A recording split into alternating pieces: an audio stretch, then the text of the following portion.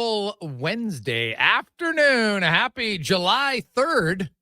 How are you? It's the Jason Gregor Show on Sports 1440, Oilers Nation, YouTube, and Facebook. As always, presented by PlayAlberta.ca, where you can get in the game. And hey, you know what? Are you confident about the Oilers' chances now that you see it's July 3rd? Most of the signings are done. There's still a few, of course, but if you're a believer, this might be your best chance. If you believe the Oilers can end their drought, maybe just win the division. That hasn't happened since 1987. But I would tell you right now, I'd say there's a decent chance, pretty decent chance for that. Also, hey, it's Wednesday. Decent chance you could use an extra cake. Lotto 649. Get your tickets at playalberta.ca. Hey, I am Jason Gregor. He is Connor Halley, and we will, we're talking hockey, we're talking basketball, we're talking life stories today. We'll also talk about the Kraken as we continue to go around the NHL. Stop in on some of the teams who have made some moves, good or bad. Hey, they spent some money there. Chandler Stevenson, is he going to be the surprise free agent signing? Or is it going to be the we told you so, this will not age well? Now, 1 year, hey, I'm sure he could live up to it in the first few years. He's scored 60 points multiple times in his career, and he'll get every opportunity in offensive situations in Seattle. But 7 years for Chandler Stevenson?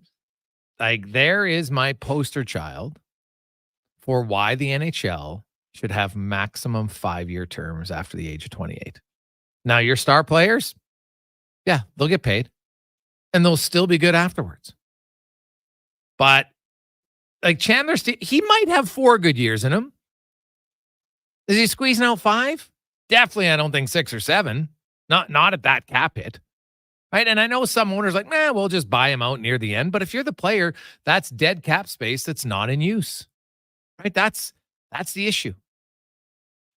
Do you know how much dead cap space there is across the NHL right now, combined in buyouts? How about $57 million? So that's $57 million that is allocated to players, some who aren't in the league anymore. There's a few Ryan Suter, I guess, hasn't re-signed yet. He's been bought out twice. And that's cap space. So you can't sign guys with that money. So that's another $57 million that current players could be using. Think about that. That's almost a full team. But now that adds up. So, I know people, it's only 57. What do you mean it's only 57? That's a significant amount. You look at each team, it's almost $2 million per team. It's an extra, at least 1, if not 2 players. Right? And so that means every guy's getting a little bit of a raise. Now, it doesn't really impact the top end guys. They get their money. But it squeezes the bottom guys.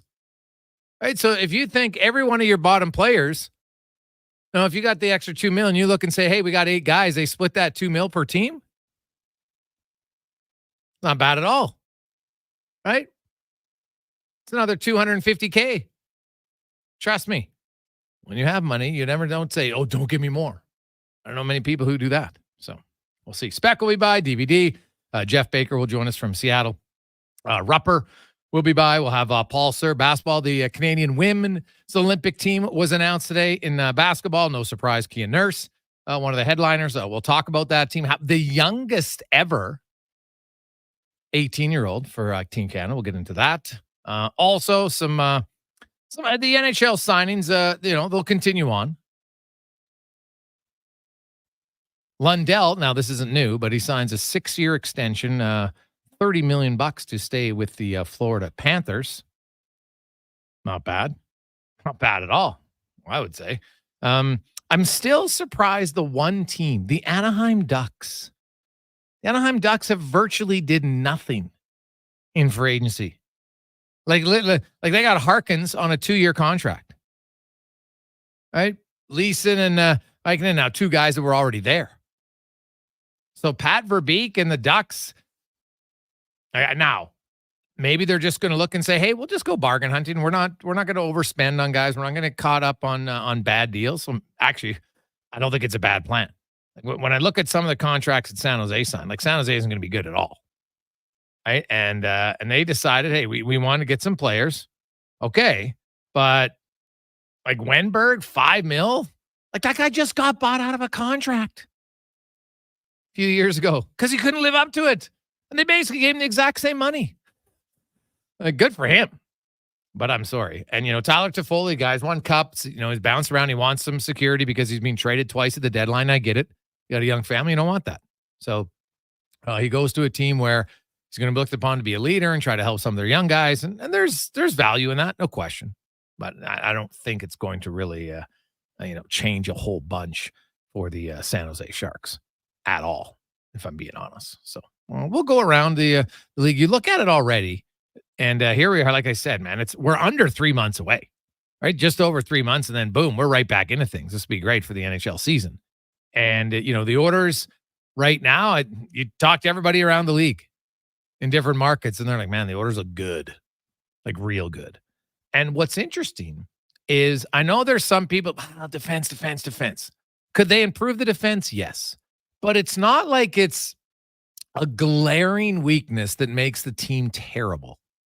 By any stretch. Could you improve it? Sure. But you got to remember, the Edmonton Oilers, they only allowed 153 goals 5-on-5 last year. They were under 2. And remember, they got off to a horrible start where they were leaking goals left and right. And the other thing for the Oilers today is look at their 5-on-5. So it did a little number crunch. Now, if you want to follow along, you can go to OilersNation.com because all the numbers are there. We'll talk about it on the show today because I kind of got curious looking at the orders and I'm like, geez, on paper, you throw in Skinner, you throw in Arvidsson, and you're thinking, hey, this team they look pretty good. So in the salary cap era, so that's since 2006, and I'm not, I don't see the point in going much farther back, to be honest. We could, but actually, if we're going to the dead puck era, I'd probably have to go back to the 90s. Teams who can score 200 goals 5-on-5. Just in the salary cap era, only 9 times has it happened. And Toronto has done it 3 times. They did in 2019, 2022, and again last year, they led the league with 200 goals 5-on-5, and they were bang on at 200. The Oilers, in case you're wondering, they were third with 193. They had 192 the year before. Now, Edmonton, the most goals any team has scored in the cap era, 5-on-5, was Florida in 2022. They won the President's Trophy. They were they dominated teams 5-on-5. They outscored them 218 to 161. They just lost to probably a more experienced Tampa Bay team in round 2.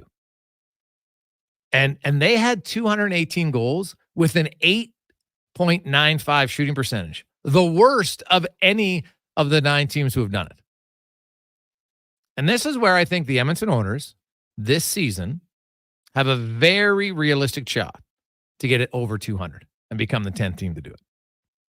Hey, Connor McDavid. We'll start. I'll kind of start my reasons why I think it's going to happen. So Connor McDavid last season, he had the second lowest 5-on-5 goal total of his career with 19. He had 12 as a rookie, but he only played 45 games. If you actually prorate his numbers, even as a rookie, he scored more 5-on-5 goals because he would have prorated to 22 goals that year. So McDavid only had 19. I'll bet everything.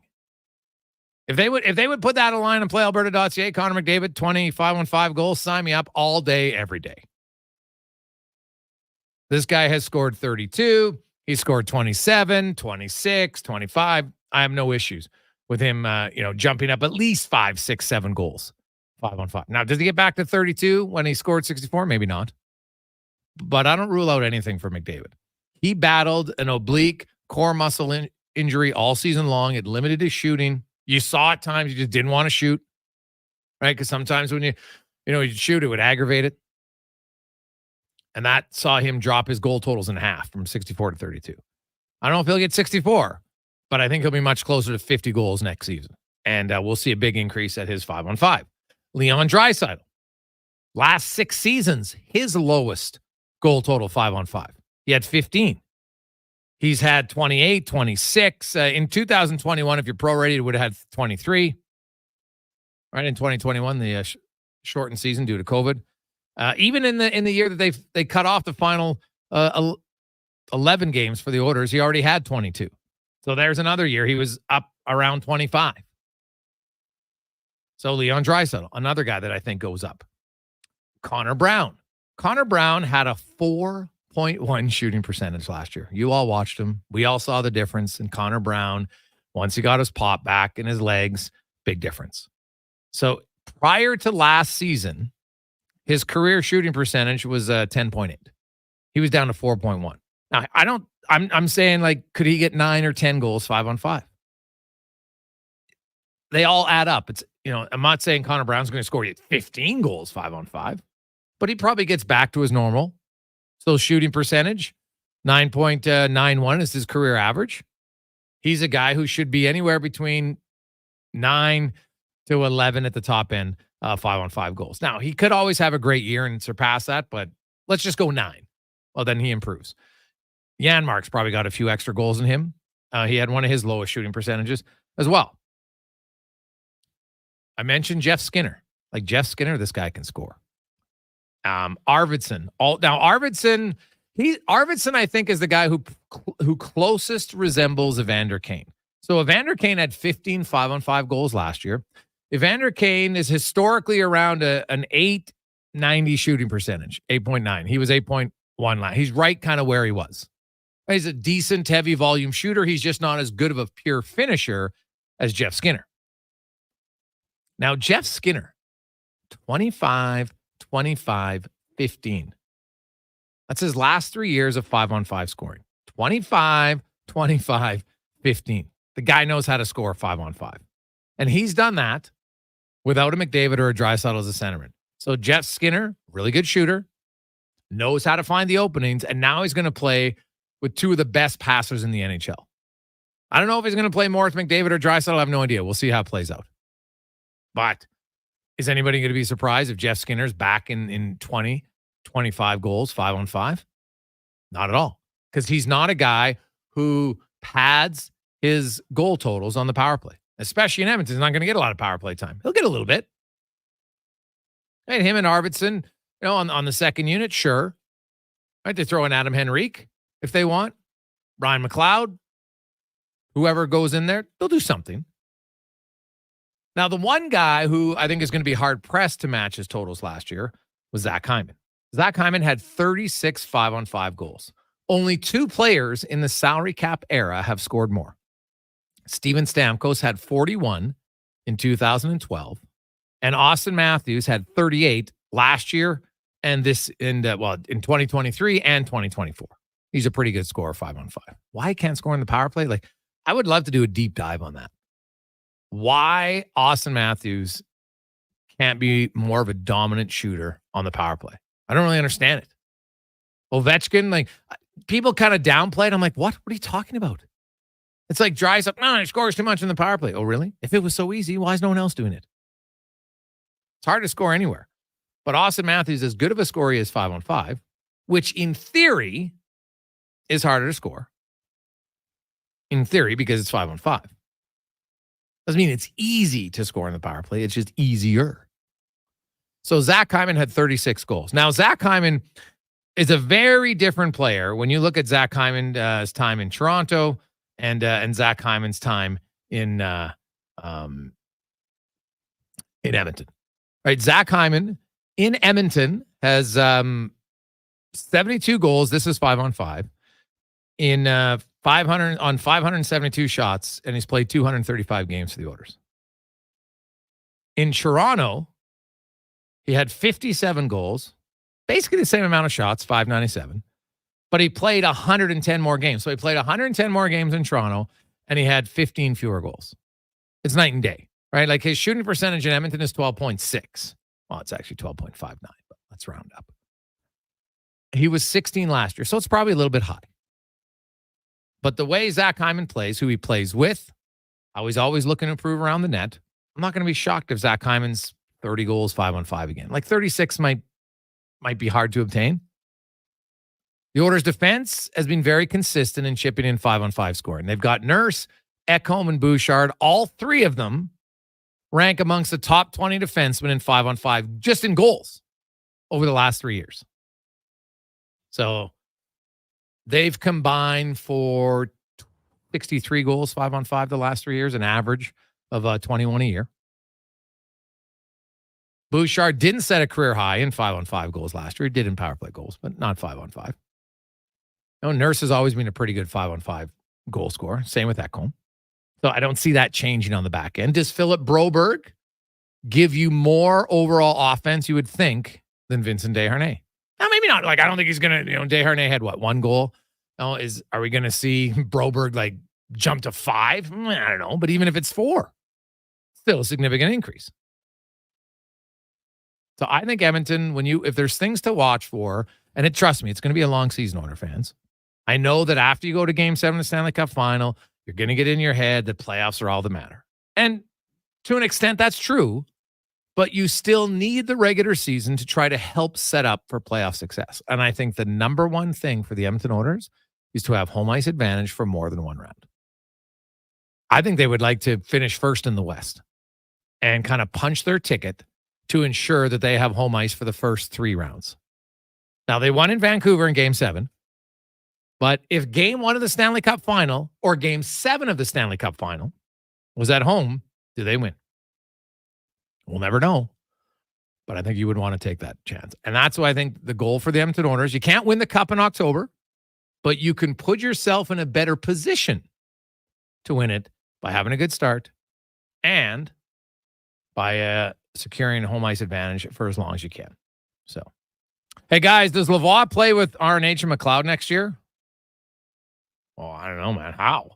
Let's go through their line. Let's just assume that Kane's on LTIR for this conversation. So McDavid and Draisaitl, Nugent Hopkins, Hyman, Skinner, and Arvidsson. Those are your top 6. You pick whoever you want to play him with. I think most probably agree. So then you've got Henrique. He's your third-line center. Holloway, Janmark, Brown, McLeod. I think those 5, if they're all here, they're locked in. So that leaves Lavoie to battle Perry, and not really Derek Ryan because he's a center. So I guess Raphael Lavoie is going to have to come into training camp, and he is going to have to. I think there's a possibility he can make the team, but he's going to have to show. Like Raphael Lavoie, not only show the Oilers. If I'm Raphael Lavoie, I come to training camp, and I look at this and say, I have to show up. I want them to play me as the Oilers have 8 preseason games. They can't play in all 8 because they play 2 on the same night. If I'm Lavoie, I'll be like, I hope I get to play in 7. He'll probably play in 6. And in those 6 games, he's got to show up. Not only for the Oilers, but if he gets put on waivers, so another team says, hey, we'll take a shot on him. Remember last year, it was like, oh, they're going to lose him. No. He's never been an NHL player yet. Right? Lots of teams have guys who are on the cusp. Good young players in the American League who haven't shown enough. So playing with Nugent Hopkins and McLeod, I'm not even sure how that's aligned, to be honest. Unless you're suggesting that Holloway's in the top 6 with Skinner on the left side, and then McLeod, Nugent Hopkins are aligned, and then you're playing Henrique with Brown and Janmark. All right. I can see that. So then Perry and Reiner are the healthy scratches, and Kane's on LTIR.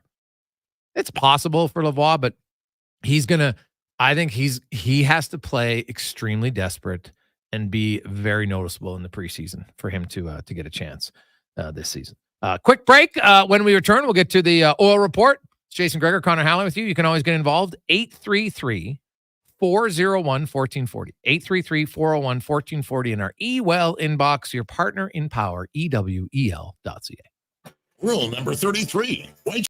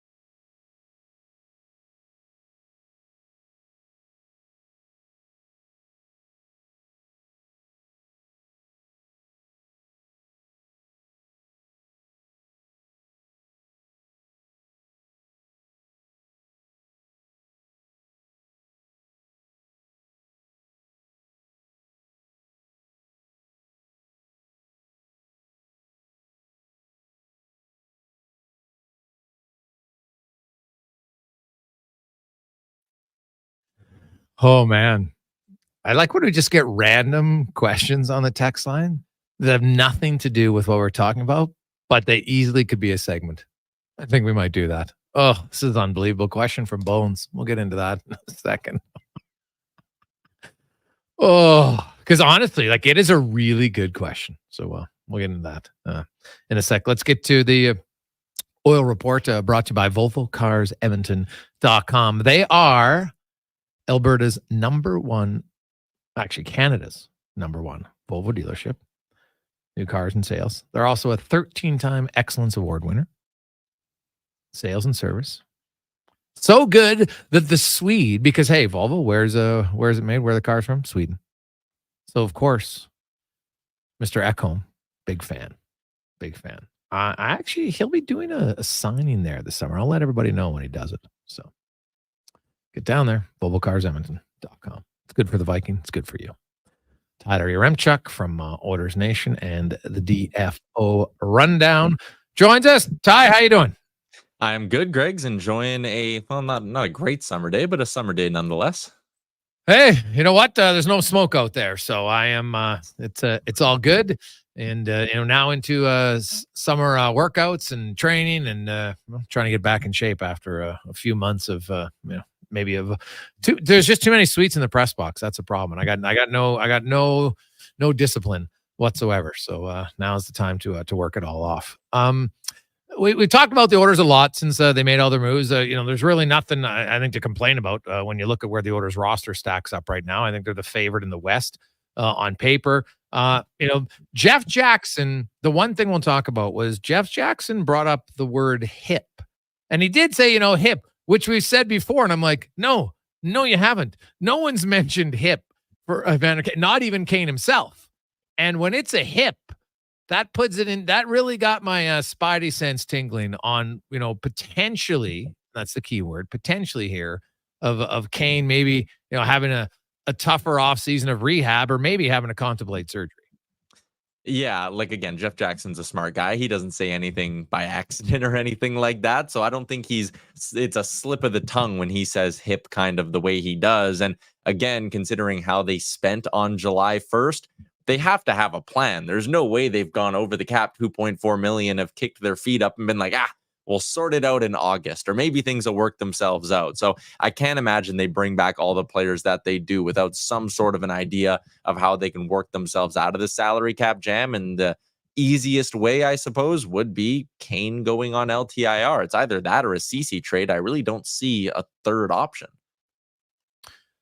Yeah, even CC's not enough because once they sign Holloway and Broberg, and let's guess they're between 2 and 2.5 combined, well, that puts them in either 4.5 or 5 million over. And so, Evander Kane, what does he come in at? Just over 5 million. So, because even if you move CC, you'd have to move someone else because CC's only 3.25. Yeah, I'm just looking right now at their Puckpedia, and they're 2.4 over, but that would be with Derek Ryan, Troy Stetcher, and Josh Brown all on the roster. So that's 13 forwards, 7 defensemen, and 2 goalies. So if you were to, if you do kind of just quick math of like Brown's money becomes Broberg's money, and maybe Derek Ryan's money plus a little bit becomes Holloway, maybe you could find a way to go 13, 7, and 2 with Broberg, Holloway, and then CC traded. But yeah, you're right. I do think CC probably wouldn't be enough unless they want to go into next year running, whatever it would be, 21-man roster instead of 22-man roster. But I know last year they didn't really like doing that. They wanted to try to keep a full roster going. So yeah, again, the more you kind of talk through all these things, you just keep going back to it makes the most sense for Kane to be LTIR eligible. Do you think Leon Draisaitl has a contract extension before training camp? Yeah, I do. I really think for both sides, that won't be something you want to linger into next season. I think obviously, and Jeff Jackson has said this, they want to get a GM in place first. But if you're Draisaitl, do you want to go into next year with the constant storylines of, oh, are you signing? Are you signing? What's your future? Is this your last year in Edmonton? If you're the Oilers, you obviously don't want that storyline lingering. So I think we'll get a deal done. It'll be one of those things where a random day in late August or whatever, we wake up and there's a tweet from an insider saying the two sides are close to a deal, could get announced today. I just think it'll kind of come out of the blue, but both sides seem pretty relaxed, right? Like, it doesn't seem like there's a high sense of urgency, which to me speaks to a high level of trust between the two sides. If both are sitting there going, don't worry about it, we'll get it done eventually, then I think there's no reason for the fan base to panic. Yeah, I don't think it's a big one.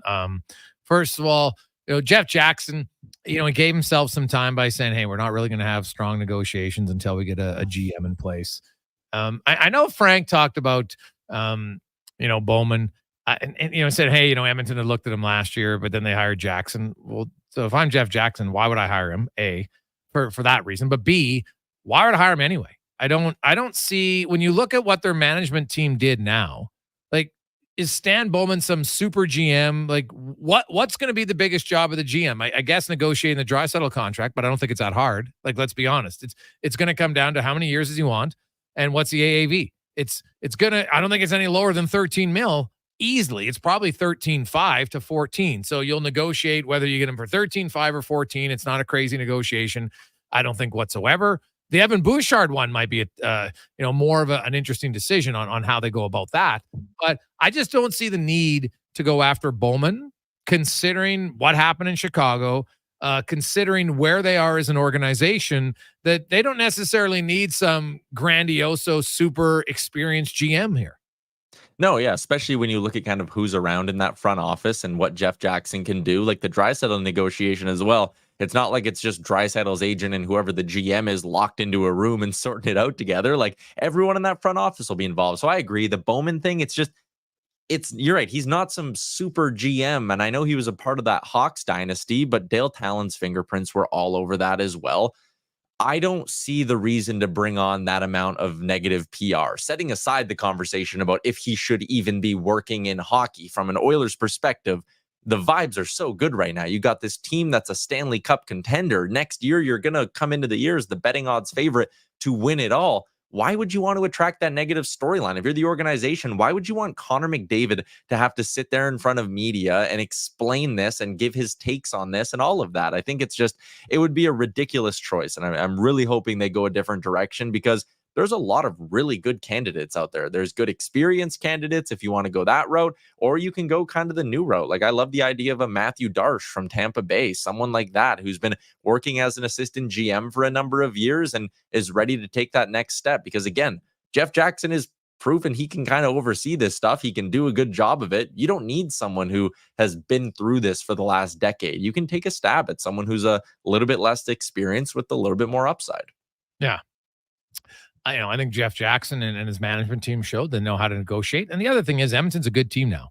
And I said this for over a decade. When the Oilers are good, players will sign here. That's how it works. I don't care about state tax. I don't care about location. They care about winning first and foremost. People don't want to believe it, but it's just the truth, right? When you have a team that's that good, guys, they don't care. They'll sign. And trust me, if Jeff Skinner only signs 1 year, guess what? Next summer, there'll be someone else who's ready to sign for 1 year at a reduced rate, because they're like, oh, I can play with McDavid and Draisaitl. Like, the line's never going to end. And that's the advantage that they have when you're a good team. Obviously, it becomes harder when, Draisaitl and Bouchard's raises kick in. And so they're going to have to, probably do something more significant to free up some money down the road. But, the cap goes up. So the cap basically, Draisaitl's raise if it's $4 to $5 million, well, then basically it all goes to Draisaitl, right? So somebody else replaces Skinner at $3 million. It's not if he doesn't want to come back. So I don't think, like, not to downplay the GM job, but when Ken Holland came in, he had to clean a lot up. He had to get the organization back on track. This next GM doesn't have to get them back on track. He just needs to kind of keep them on the track, and it's a pretty smooth running machine.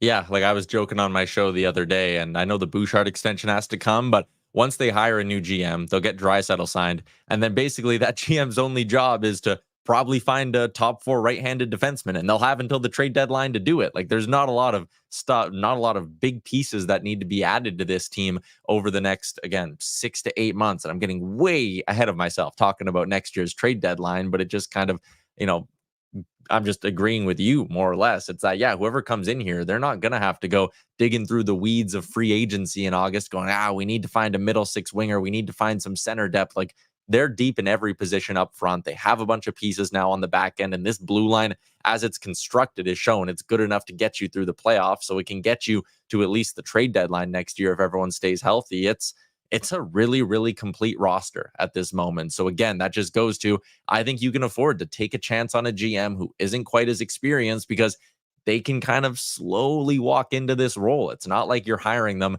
June 24th and they have 3 days to get acclimated. Then boom, it's draft, boom, it's free agency. And you're, making them drink out of a fire hose or anything like that. They can wade their way into this. Looking at the Western Conference picture today, St. Louis, Minnesota, Arizona, Seattle. Sorry, Calgary, Anaheim, and San Jose. I don't really see in the conversation.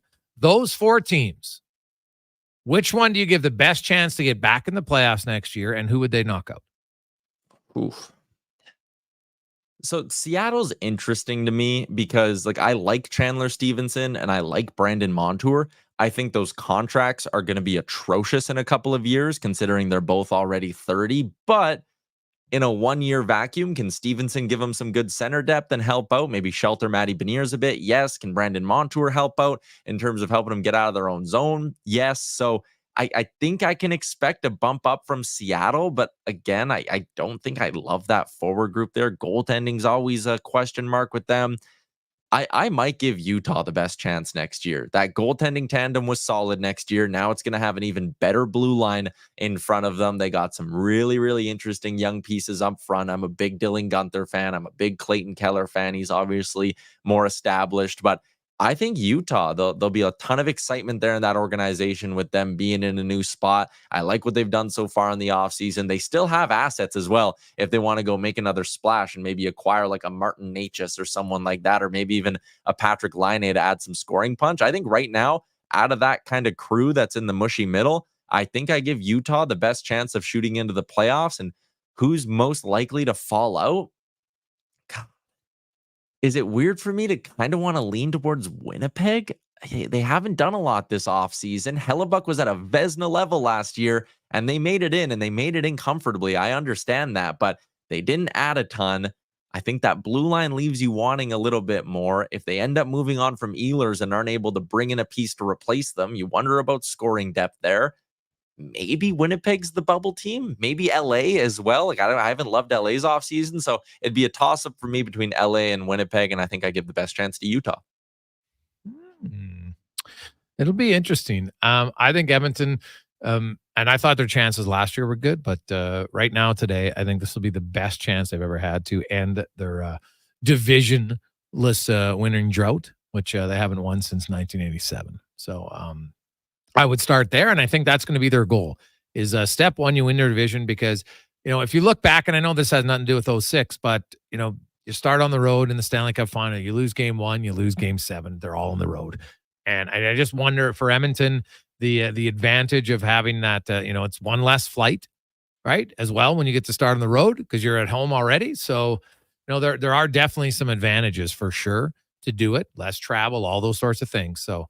And the fact that the fan base has shown that it can be a significant advantage playing in front of them. I think that'll be from day one. I don't know if they'll have captain skate September 1st after such a long season, but I would think the Oilers, well, the easiest bet you can ever make is that they'll have a better start than 2-9-1. But I think Edmonton is going to be focused on knowing and wanting home ice advantage.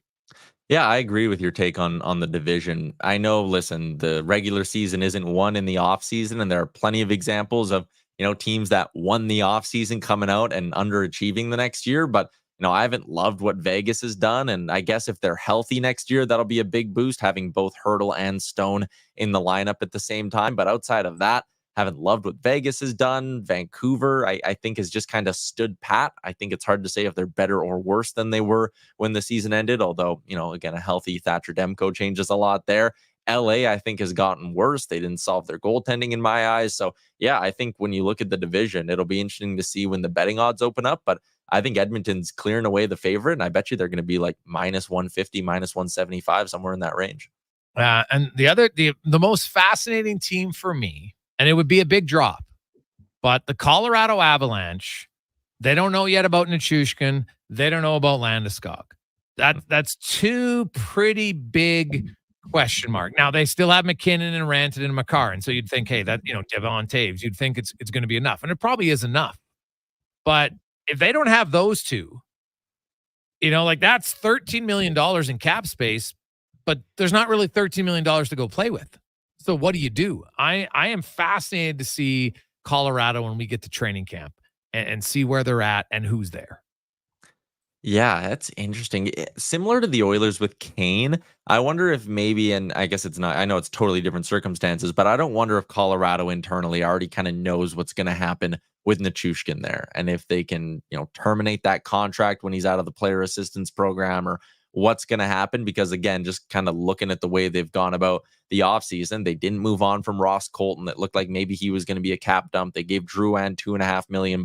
Like, if Landeskog's coming back, they're going to be real hard pressed for salary cap space. I wouldn't be surprised if they kind of know, or if they've maybe even talked to the league in some way of like, hey, when Nichushkin comes back, what are we allowed to do? What's, CBA compliant? And if they don't just have something ready there to mutually terminate that contract, or some way to get out of the cap space. Because that's the only way I think they could have gone about this offseason, and again, not traded like a Ross Colton or an Arturi Lehkonen. They even gave Casey Middlestad almost $6 million. Like, they've spent. Yeah, if he stays though in the assistance program, he doesn't count on the cap, right? So that might be the easiest one. Aren't there examples of both? Like Florida with Spencer Knight, I thought there's some example recently of someone who didn't get the cap space from it. Yeah, but he went to the minors though, right? Yeah. And he was playing. So I think that's why obviously he's playing. So Nichushkin it's a fascinating one. Then you got Patrick Laine in Columbus. There's some interesting question marks around the league, where some guys who potentially could really help your team, or potentially, leave a pretty big hole. So we'll see.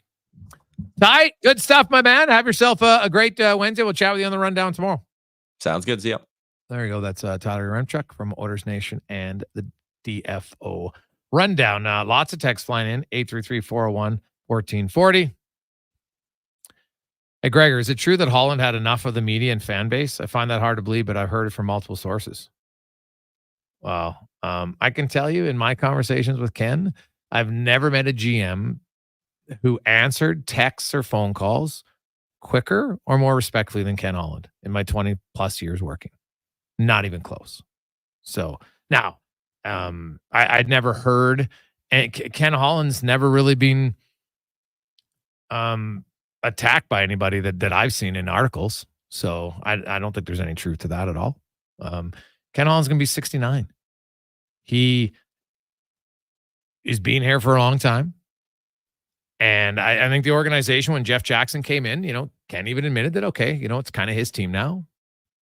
So it has nothing to do. I don't know where you heard that from, but I would find it like, do you think Ken Holland worries about what people say about him online? Like, honestly, do you think any fan base, any fan walks up to Ken Holland's face and talks to him bad? Of course not. They're all keyboard warriors. And that's what they do. And it's a small percentage. There's tons of fans who recognize all the really good moves he made. The Oilers went within one game of winning the Stanley Cup final, and the majority of the team was turned over from Ken Holland. He lost two of his top three defensemen for nothing due to an injury and an untimely death in the family. And then he went out and built up the blue line, built up forwards, surrounded them with more depth than they've ever had, and got to Game 7 of the Cup final. So pretty good. So I would tell your sources to reevaluate. Quick break. We'll return. And hey, we'll talk some B-ball, men and women, NBA free agency. Who's going where? We'll find out next on the Gregor Show, presented by PlayAlberta.ca. Sports fans, we've got a clear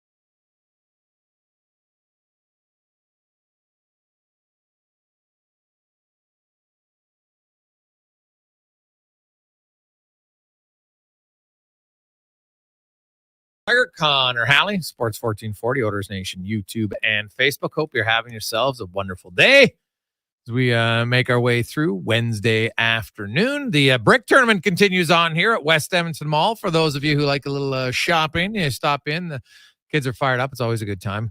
Although I think they might have more fun or just as much fun at the water park and Galaxyland as they do on the ice, because you got to remember, they're still 10 years old. And as much as you love hockey, you play your game, it's an hour. Oof, you get to the World Water Park sometimes. You're in there 4 or 5 hours. It's good times, baby. Love the water park. Let's get to our basketball report, brought to you by Legacy Heating and Cooling, home of the no payments, no interest for 1 full year on your AC unit. Stay cool all summer long at legacyheating.ca.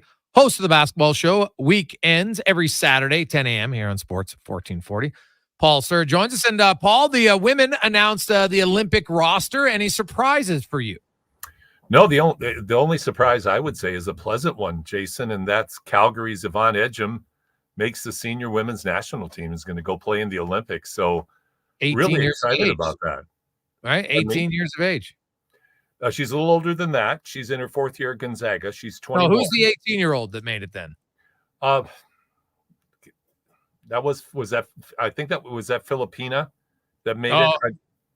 Sela Swords. Sela Swords. Yeah, Sela Swords. Yeah, she's out of Toronto, and she's something else. So it's going to be very, very, very exciting. Canada, I think, is ranked 5th. You look at their team; they have currently, I think, 4 members from in the WNBA, a few former players. Like, how close do you think they are to the bronze? They'd have to play out of their mind, I think, to get into the gold medal game. But how close do you think they are competitive to maybe being in that bronze medal game? I'm curious to see how the guard play will be. I think they're strong in the wings. Kia Nurse is a proven veteran who's been around a long time, obviously very well known in the in basketball circles, Jason. But how close are they? I would pick them. I think 5th is about where they are. But if they play well and they play together, I think they do have a shot at the bronze. Nobody's going to beat the Americans. That's for sure. And there's several other Spanish, French that are very, very good teams. So if they were to get a bronze medal, I think that would be a huge success for Canada. Yeah. NBA free agency is upon us, at least all the rumors of it and where guys are going and everything like that. What any early moves that have caught your eye? Klay Thompson going to Dallas. That's something that seemed to be destined, that Klay Thompson was going to be lead, depending on who you believe and what you believe. It sounds like Thompson has been a very unhappy camper for a long time in Golden State with his diminished role. I don't know how that will look in Dallas exactly, but I think he still has, I think, some gas in the tank that as a role player, he could do very, very well for Dallas. So that's I guess where that really ties in is it's the end of the era. The Splash Brothers are no more. James Harden going to the Clippers. Clippers seem to be suckers for punishment. The failed experiment. I was looking at one stat today that Kawhi Leonard with the Toronto Raptors won more playoff games in the 1 year with the Raptors than he's won in the 5 years since he's been in LA. So, LA seems to go, they seem to still buy into this super team, superstar notion. And I have no idea why anybody would say James Harden's our guy and he's going to lead us to playoff glory, because he has literally not done that anywhere. So, but in terms of big names, those are the 2 big names that jump out at me right now, with a lot more to come, though. Like, there's a lot of free agents out there. So there's going to be some significant movements from some pretty good players coming up. Paul Sir joins us. Paul, what do you, I like, it happens in lots of other places, right? It happens in management. It happens in ownership at a lot of places where, nepotism's there. It happens in non-sports all the time. I wonder where you're going with this. Yeah. The Bronny James draft pick.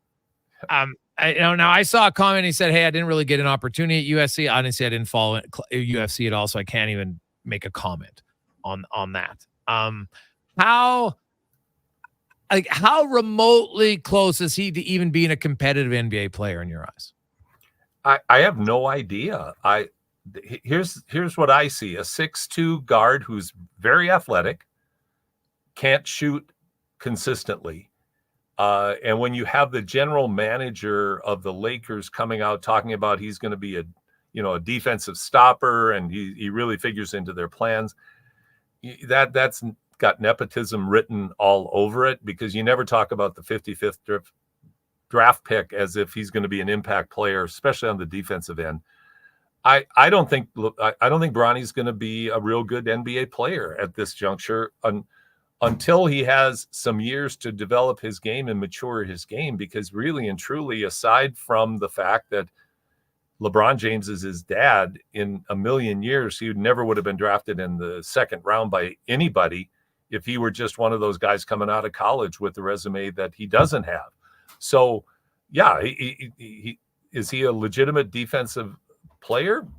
We have no idea. He's there because of his dad, and I don't think you can deny that. And we'll see if he sticks to the roster. Is it going to be like Antetokounmpo's brother in Milwaukee? Like he's a free agent now. He's not going to get picked up by anybody else.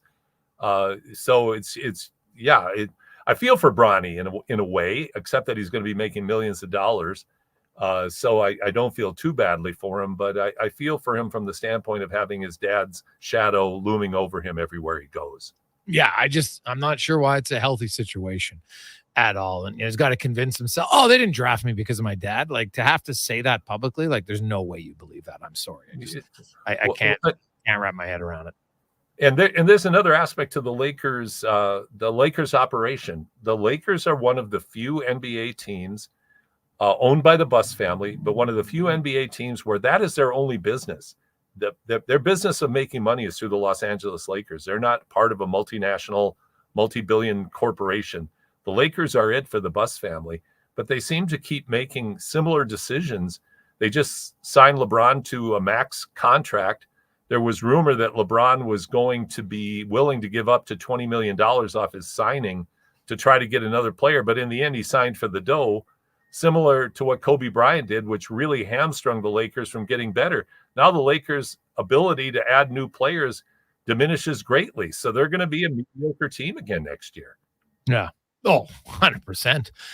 They will. What about the Warriors? Like, not that Klay Thompson was kind of coming off the bench in their final 30 games last year. So, like, are they pretty much done now as being a competitive team in your eyes, Paul? Well, they're certainly, unless something real dramatic happens, they're certainly done being a competitive for an NBA title run. Let's put it that way. The West is way too strong. The league's way too strong. And the Warriors, with, the great Steph Curry and the diminishing, irritating Draymond Green, they're just a shadow of what they used to be. Andrew Wiggins, hopefully he snaps out of whatever funk he was in last year and is more of the all-star caliber player. I mean, he's only 28. He certainly has a lot of mileage left to give to the NBA. But no, the Golden State Warriors, they're, unless, like I said, some dramatic trade happens or some signing with a free agent that I don't see right now, the great Golden State Warrior dynasty is a thing of the past. Oh God, yeah, they're not even competitive. What about the Raptors, Paul? Like, they're handing out some big money here to some of their guys, and I know that's kind of how the NBA is. Guys get huge money even if they're not elite or superstars. But like, where's the path of the Raptors? Like, are they 3-4 years away from being competitive? Right now, I don't know. I'd hate to put a time frame on it, because I really don't still have a sense for what they're actually doing to make themselves competitive. Because, like you said, they are quickly getting big money. You understand Scotty Barnes getting money. They have some good pieces. If they're healthy, they'll certainly be a competitive team. But to go back to being a contending team, they're 2 or 3 big pieces away from being able to do that. And a couple of the players that they've thrown some money at in free agency so far are not those players. So right now, I don't know what their plan is to get back to being a contender, Jason. I don't see the players that they're signing doing that other than having them be right around a 500 team at the moment. Now, Barnes is still, developing. He could become a superstar. We'll see. I don't think so. I think he's going to be a really good player, an all-star player, but he's not going, like you and I have talked. You need one or two players that can carry a team. Barnes is still so much a distributor and he disappears in the third and fourth quarter offensively. Sometimes they need more offensive capability. I don't think RJ's it. I think he's, again, a great contributor, but I really don't know what path the Raptors are actually on towards rebuilding. If they've got some solid pieces, at some point they're going to have to make a significant signing for a superstar. Yeah, well, easier said than done, I would think. 100%, yes. All great stuff, man. What's coming up on the show this weekend? Well, we're going to be focusing on 3x3. We have our Hoop City 3x3 starting on Friday. The women's series starts. Plouffe Sisters and Team Canada will be on the court Friday, and then Saturday, culminating with the championship Saturday night. Men's World Tour featuring Jimmer Fredette and the American Olympic team will be here. So there's going to be some great action, and we're going to focus on that on the show this weekend. So we'll be bringing you some live updates from the fan park where the event's going to be held. And we hope everybody will come down and have a good time watching some great 3x3 action. And also, Paul, next week, the Canadian men are playing the Americans in Vegas, right? And, yes. It's kind of going to be the first time, I think, to see Shai Gilgeous-Alexander and Jamal Murray in the backcourt together. Really excited about that because I think they can beat the Americans. I'm a little concerned with their bigs, not because Zach Edey decided not to come, but just their bigs are, I think are the softest part, but I can't wait to see that backcourt in action. Oof.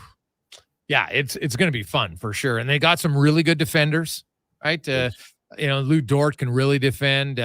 Nickel Alexander's a pretty good defender. So they're going to be an exciting team. No question. What do you make of the, Wiggins, supposedly the Warriors said he can't go? What do you make of that? If it wasn't Andrew Wiggins, I would say, gee, that's crappy of the Warriors to do that. But the Warriors were really careful to say this was a mutual decision.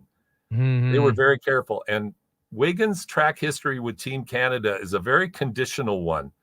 So I, at first, was outraged that the Warriors would restrict a player like that. But then I started thinking about it and I go, why would they let their all-star guard, their Hall of Fame guard, play with the Americans? Their head coach the American team. And yeah, they're trying to deal Wiggins, but why would they look at him and say, you know what, you can't play in the Olympics. You stay home. That's got to be mutual. It does. And the fact that Canada didn't put up much of a fight tells me that they just called him and said, Andrew really doesn't want to play. That's my read into it. Yeah. It's hard to argue with that one. Paul, good stuff, man. Look forward to the weekend. Likewise, Jason. Thanks so much. There you go. That's Paul, sir. And hey, if you're a big Hoops fan, check out 3x3 this weekend. Should be loads of fun. When we return, we'll get to our Who Is It Wednesday guest joining us live in studio. But first, the Con Man and a Sports 1440 update brought to you by High Street Insurance. They take the time to assess your commercial needs, ensuring you get coverage that's finely tuned to the nuances of your business. HighStreetInsurance.com. This is the Sports 1440 update.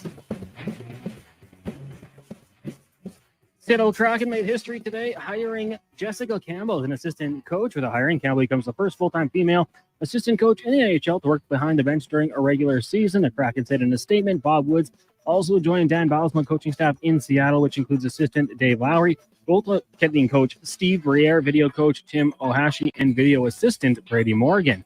Kemba Walker, a day after ending his playing career, was returning to where he found a lot of his NBA success, joining the Charlotte Hornets as a coaching assistant. As an enhancement coach, Walker was a three-time NBA All-Star during his 8 years with the Hornets and remains the franchise leader in points with just over 1,200. And former Toronto Raptors player Jonte Porter will be charged with a federal felony connected to a sports betting scandal that spurred the NBA to ban him for life. Court papers indicate the document doesn't specify a court date or charges, but it does show the case is related to an existing prosecution of 4 men charged with planning to cash in on tips from a player and his plan to exit 2 games early. Major League Baseball Tonight, you got the Blue Jays taking on the Astros. That'll get going just after 5 o'clock. Elsewhere, Reds in New York taking on the Yankees. Cubs host the Phillies. Padres, Rangers. Royals up against the Rays, and the Angels in Oakland taking on the Athletics. The Edmonton Stingers continue their season tonight. They'll be in Winnipeg taking on the Sea Bears. Tip-off at 6 o'clock in that one.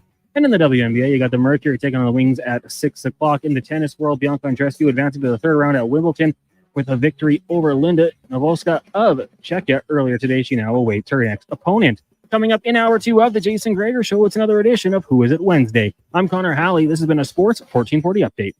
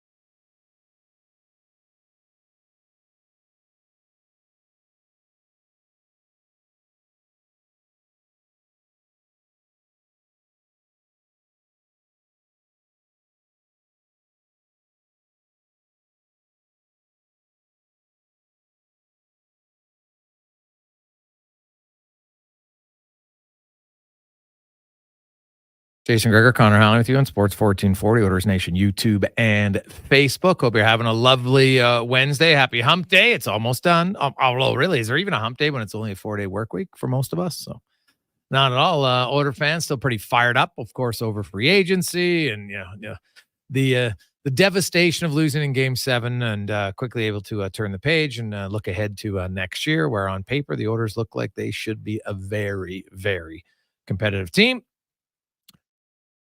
As always, PlayAlberta.ca, our title sponsor. It is Lotto 649. If you want to get your tickets, 18 mil or a guaranteed 1 mil up for grabs today. And looking at the odds, the Edmonton Oilers. If you're somebody who likes the long-term plays, you want to see who's one of the favorites. Well, Edmonton Oilers for next season. Currently, the Stanley Cup winner favorite. Also now the favorite to win the West, and even actually only plus 2.5 to win the Pacific. Then it's Vegas, Vancouver, LA, and then Seattle, Calgary. Obviously, San Jose, massive long shot. We know that's not happening. So there you go. Check it all out at PlayAlberta.ca. We'll get to our big guest of the day now, brought to you by the Female Super League, which of course is new and for young girls looking to develop and improve their skills for 12U and 14U players. If you want to sign them up, you go to femalesuperleague.com. Our Who Is It Wednesday guest today, of course, former member of the Southside Athletic Club, played for the Medicine Hat Tigers. Also, did play in Sweden for Östersunds, if I'm not mistaken, and of course, a member of the Edmonton Oilers organization. James Hamlin joins us, and an alumni of the Brick Tournament, which is ongoing right now at West Edmonton Mall. James, how you doing? I'm doing great. Thanks for having me on. I appreciate it. And now I know they brought you in. The Brick had the big ceremony to announce the new team, and as an alumni, you walk in and you see all these kids. What do you remember about your time at the Brick Tournament?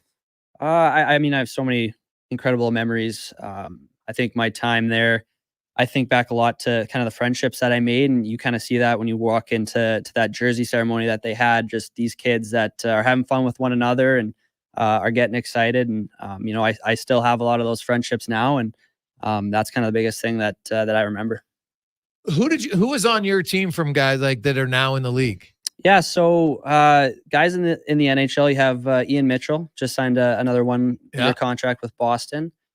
We have a lot of guys that played WHL college. You can go Josh Patterson. He played in U of A for a while. Okay. Matthew Edmond just won an East Coast championship.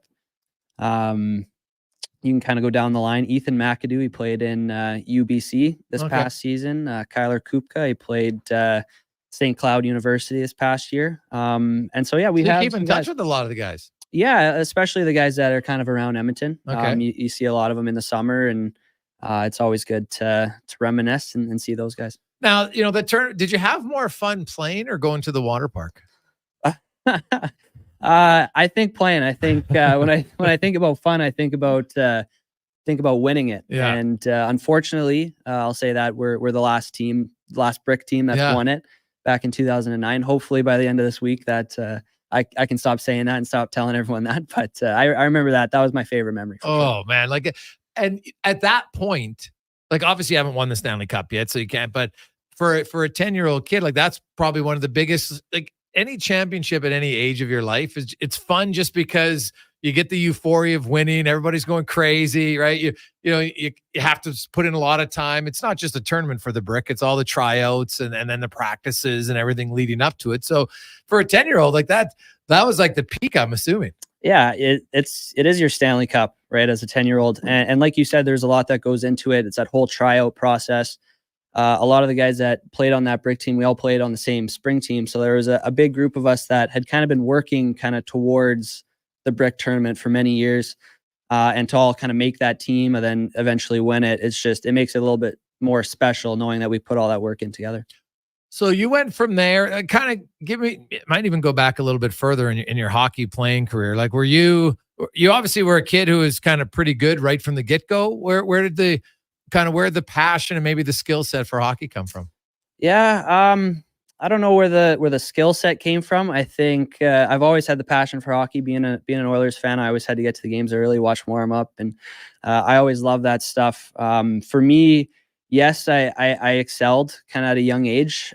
Pee Wee first year though, I was cut from that Tier 1 team, played Tier 2, and that was kind of a year where I balanced on, am I gonna play soccer? Because I was kind of doing well at that too. And do I play soccer or do I play hockey? And I ended up kind of sticking with the hockey, which, has worked out so far for me. And then, yeah, from there, we ended up the next year, I ended up moving, playing for Confederation hockey that next year. We won the provincials, and kind of my spark for hockey kind of came back a bit. And yeah. So now, it's funny, getting cut for the first time, it feels like, oh my God, my life's over. But when you look back on things, sometimes getting cut's the best thing for a player, especially when you're a first year, because you could have made the team and maybe you would have been like, the lowest guy on the team, but then you get cut and then you get all these puck touches and you're the best guy the tier below. Like, at the moment, I understand it's frustrating, but when you take a step back and look, a lot of cases, it's the best thing for the development of a player.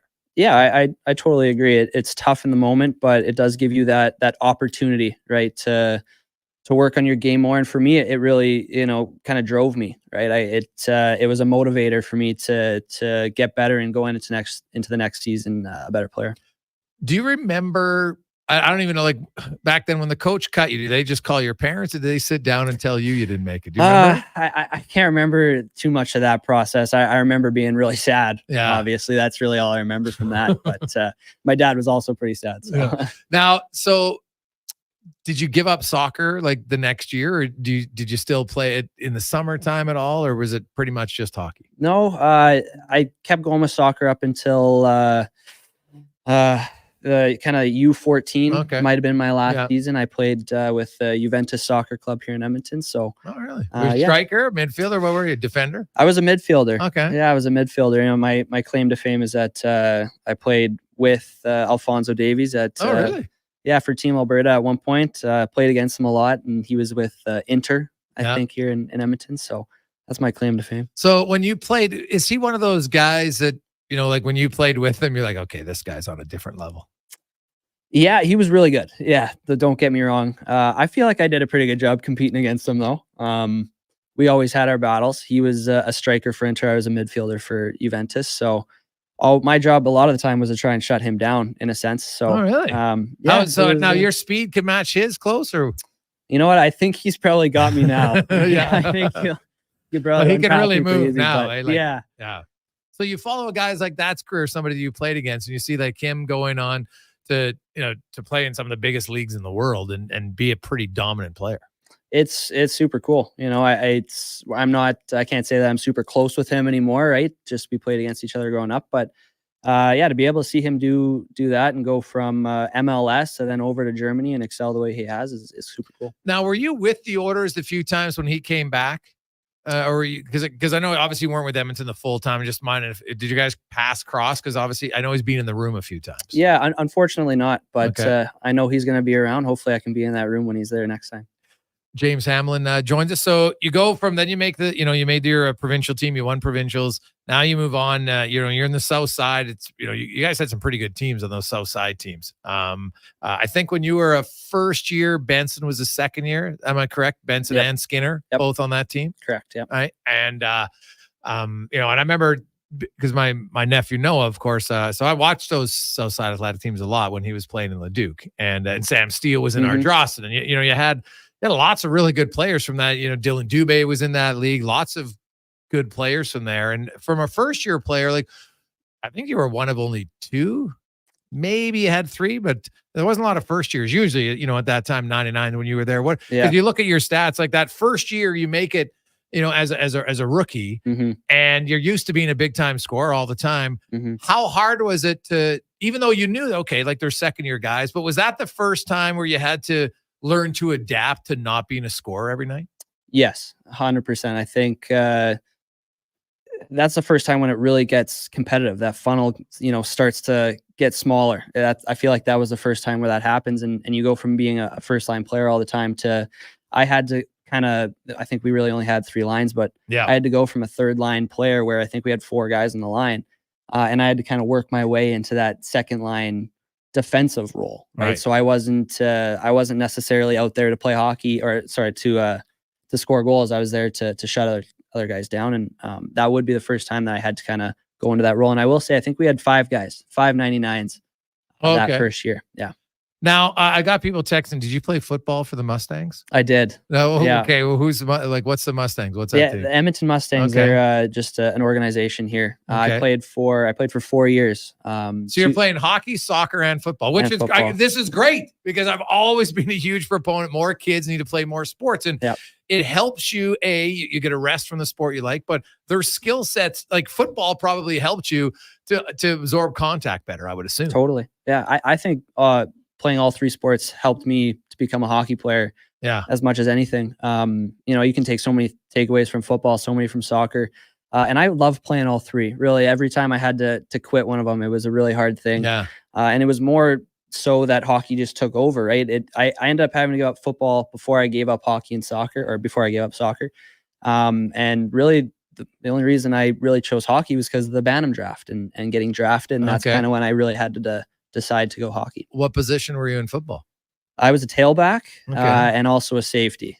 But so you're playing tailback. both ways? I played both ways in Adam, and then in Pee Wee, I was just a tailback. Yeah.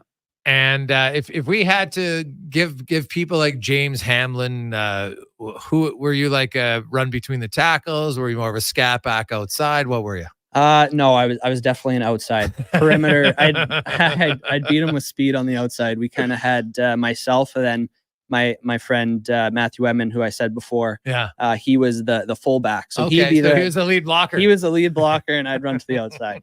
Yeah. Because you know what, like football, you have to get comfortable with contact, right? And I'm assuming that would help you in hockey for sure. 100%. Yeah. Yeah. And what about like the plays are so different, right? Like the games, are extremely different. Hockey there's so much more, just quick because it's a faster game. Whereas football, it's strategic and you got to memorize plays. Like, did the learning the playbook of football, how did that help you, do you think, in other sports? I think it definitely helped. I think at that younger age, they do kind of maybe dumb it down a little bit. So the plays, like the actual playbook might not be too big. I think the biggest thing that I took away from football, 1 is the contact, but 2 would be, the agility, the quickness, and having to make those decisions on the fly, right? I know you're young, but you're coming into a pile of guys trying to tackle you, and now you got to be agile and make quick decisions to get around these guys. So I think that's why I took the most away. So if I go back and I look at James Hamlin as a 12-year-old, and not which one you liked more, but which one do you think you were just naturally the best at? Oh, that's a tough question. That's really tough. I think I'd still have to go hockey. Okay. Yeah, but that is tough. I did feel that I always just felt like I could make it as an athlete no matter what it was. But hockey was probably the best one. Was there, like, did you love hockey the most, or was it pretty hard? Like, you loved them all equally for very different reasons, because they're very different games in how they challenge you. I definitely love them all for different reasons. And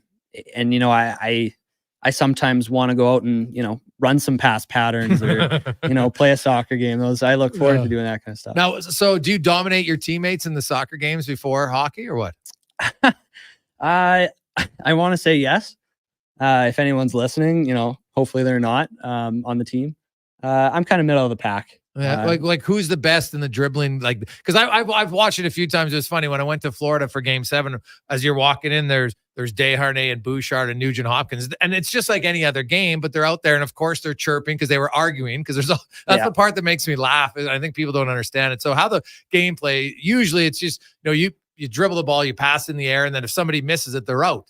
But they're always arguing, well, that wasn't, how am I supposed to get to that? It's 6 feet wide of me. Yeah. And Bouchard and Desharnais were really debating over, the ball, because it was kind of right in the middle between them. And I'm sure strategically you'll do that as the guy who puts the ball, because you want to put it in the middle of 2 guys to see, because either they go for it and they screw it up, or they don't go for it because they're like, well, no, it's his. So who ultimately who's the ringleader to get to decide who's out or not? How does that work? That's tough. To answer your first question about like who's the best player, in terms of ball control, it's probably Leon. Yeah, okay, yeah, Right. that makes sense. and- German guy, yeah, they played German soccer guy, growing right? up. Yeah, He's probably the best ball control. I think where a lot of those arguments come from is lack of effort. It's pretty funny, right? You put a ball to a place where you think the guy can get there, and magically he can't get there, right? Or magically his hips are hurting. A couple guys that happens to a lot is Vinny Desharnais. Oh, okay. For sure. Yeah, his hips are never working. Stuart Skinner's another one. Oh yeah. You know, he's a goalie. You think he'd have good hips, right? Yeah. So no, not when it comes to sewer ball. So. He can't sewer ball. That's his Yeah, exact there you name. James Hamlin joins us live in studio here. Who is it? Wednesday. When we come back, James, we're going to talk about going from Major Bantam, AAA, then to the Western League, and just as the journey progresses for you, and where was the biggest challenge on the road to the NHL? Coming up next here on the Gregor Show, presented by PlayAlberta.ca. Is your one-stop shop.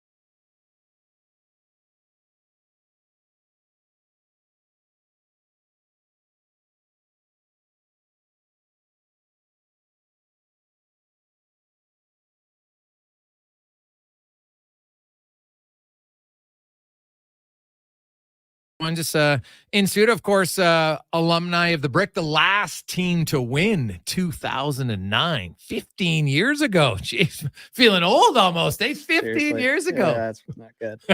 Yeah, well, luckily you're only 10 when that happened, so you're pretty young guy still.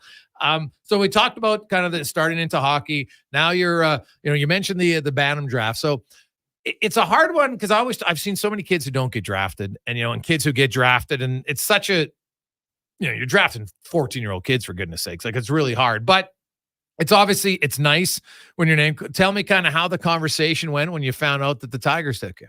A lot of excitement. My family, my dad's side is kind of from Medicine Hat a bit. Oh, okay.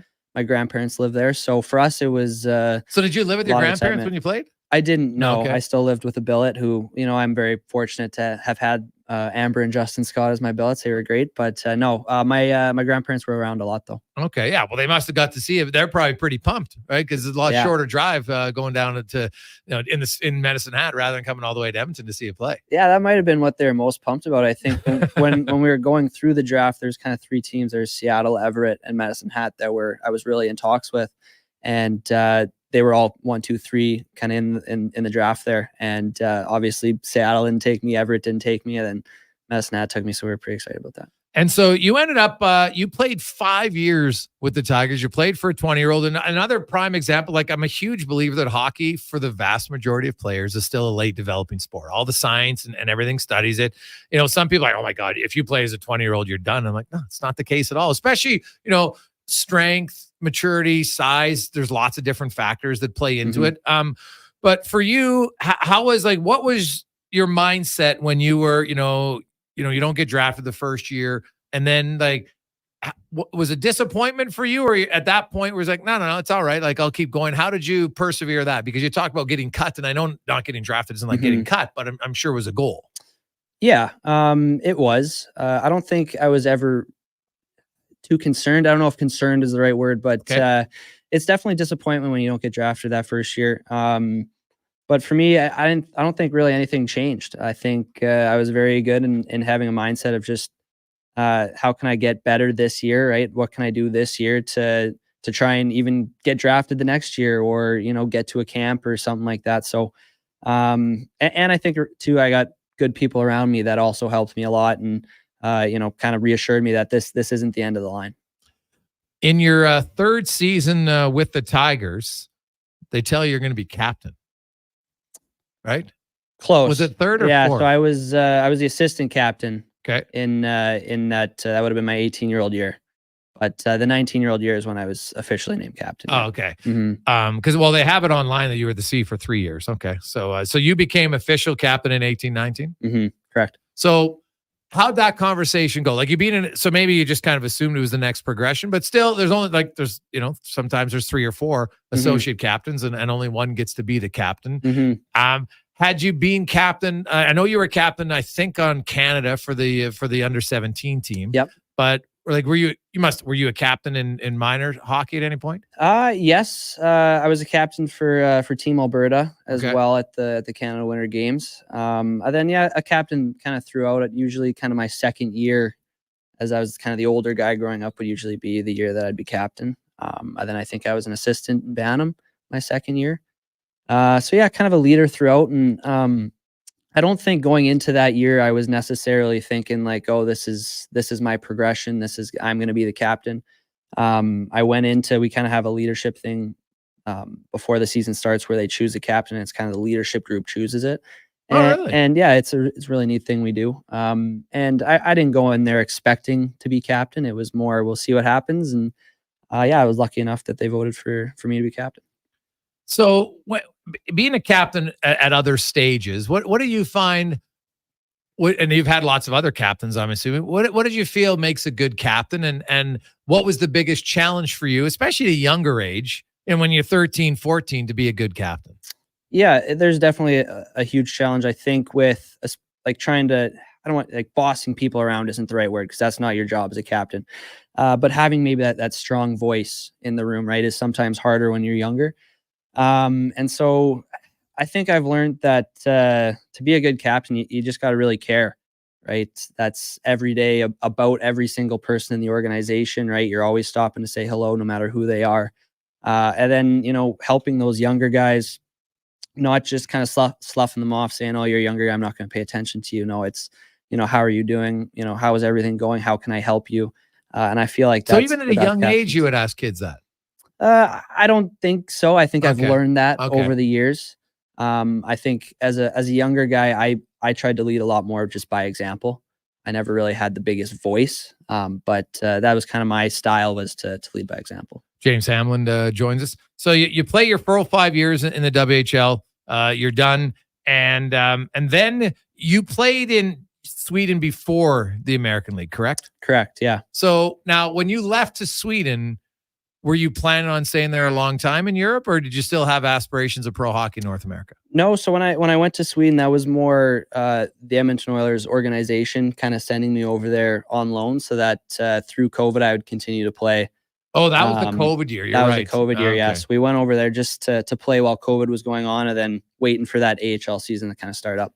So what do you remember? You're a point of game guy over there in Sweden. What did you remember about Sweden? What was the biggest learning curve? Yeah, well, it was my first, I guess, taste of pro hockey, if you want to call it that. I was playing in a lower division, but living on my own for the first time, and in a different country. That was probably the biggest thing, is almost the away from hockey stuff. The hockey stays the same. Yes, it's a bigger rink and whatnot, but it's the away from hockey, taking care of yourself, planning meals every night. I don't have a billet mom or billet dad to cook me meals, right? So how'd that go? Yeah, you know what? Pretty good. I want to pat myself on the back for doing a pretty good job of that. But. So you must have taken notes from your billet parents, or did they give, hey, here's some recipes? Like, because you go to Sweden now, obviously they speak English over there, but still, it's just their grocery store isn't the same as a grocery store here. Correct. Right. Yeah. So what was the biggest challenge when it came to making food in Sweden? Definitely the first thing was going through the store by yourself and trying to figure out where everything was and what everything was. It's all in a different language. But once you kind of figured that out, it was okay. I think just being an athlete and having almost like prep meals and the timing of meals and all this kind of stuff that I never really had to think about. Like, what am I going to do for dinner tonight? What am I going to do for dinner? And, that was almost a repeating thing every day, obviously. And so welcome to the real world. Correct. It hits you pretty fast. So what was your go-to? Was it just like chicken rice all the time? What were you making? I was trying to mix it up. I think I was pretty standard to start, a lot of chicken and rice. I started making a lot of like pastas, kind of easy stuff. Yeah. I'm not going to say I'm a chef here, but just easy meals where I'm getting kind of my carbs, my veggies, and my protein. So you went to Sweden for a half year, then the second half of the season picked up in Bakersfield. So now we're talking January of 2021. Yep. And so you came over to Bakersfield. Did you room by yourself, or did you have a roommate in Baco? So my roommate that first year was Vinny Desharnais. So really? We lived together for that first year. Oh my goodness. Oh, we've had Vinny in studio. He's a character of a guy. How is it? Like, what is your first memories of Vincent Desharnais? Oh my gosh, he's tall. Yeah. I don't. We had a lot of fun. We ended up living in a complex with, I think, 8 or 9 other guys as well. Yeah. And so, just I love the car rides there and back. We discussed a lot of hockey, and when we were in the house, we kind of maybe kept to ourselves a little bit more. But he's become a really good friend over the years, and I've learned a lot from him. So yeah, I know it was hard for him to leave Edmonton, but it's the business side of. I talked to him afterwards just via text about signing in Vancouver, and he kind of joked about, hey, now he's on the other side of the rivalry, and that's kind of the interesting part about it. Like, you're so close with a group of guys, and then you go to like one of their biggest rivals, and now you got to be loyal to your new teammates. Like, it's a very unique thing in sports. Super unique, and I think all you can do is be happy for them, right? I'm extremely happy for Vinny getting that contract, getting another opportunity with another team. When I texted him, I just told him I'll see him in the corners. So get his elbows out. Yeah, well, it's just scoot under him a little bit. Yeah, exactly. Now, playing with a guy like Desharnais and yourself, and there's lots of guys that you play with that, Stuart Skinner, and lots of guys that have made that jump up to the National Hockey League. Did you notice, like, when you came to Bakersfield, there's like a camaraderie, but like there's an underlying competitiveness there because you're all happy in the American League, but you're not where you want to be. Yeah, there definitely is that. I think that's very healthy though, right? That healthy competition. I think without that healthy competition, none of us, push each other more. You don't develop as much as you do when you do have that competition pushing you every day, wanting to be better than the guy beside you. I think that's really healthy, and I think you can see just how many guys have made it through that program in Bakersfield and come up here in the last couple of years. That healthy competition is good. So you played that half year in Bakersfield, and the next year you start down there. You got to come to your first training camp, right? Because there obviously wasn't a training camp, Yep. and so you come to your first training camp. You're an Edmonton kid. You'd signed with the Oilers as a free agent. How was it the first time, you walked in, to Oilers training camp and maybe even put that jersey on, even though it was a practice jersey for the first time? Yeah, you're just kind of pinching yourself the whole time. There's so many emotions that are going through your head. And I think going into it, talked a lot about, don't get too into, you're putting on an Oilers jersey, right? Try to stay focused on what's going on, but it's hard not to, right? You have human emotions, and I just enjoyed every minute of it and was just very thankful to be there. Was there a time where you had to whisk, okay, James, don't be a fan. Like, let's get in here. You just say, like, I don't know if you're in practice and you're, geez, hey, there's that McDavid guy. Oh, there's Draisaitl. Like, some of the greatest players in the game. Yeah, definitely in that first camp, you're fighting those thoughts, right? I think for me too, like the biggest was Nuge, because he'd been around the longest. He'd been the guy that I'd probably watched the most. So being around Nuge to start with was, I pinching myself talking to him, but you have to at some point get past that a little bit, right? And you got to do a job at the end of the day. Because when he got drafted, you're like, I think that's 2011. So you're probably second year Pee-wee, maybe? Yeah, I'd be around there. Yeah. And so at that age, like that's when you become probably, like but that's where you really start to see the game more, right? And you had Hall and Eberle and Nugent Hopkins, and you're probably all part of the hope that happened around there for a while, right?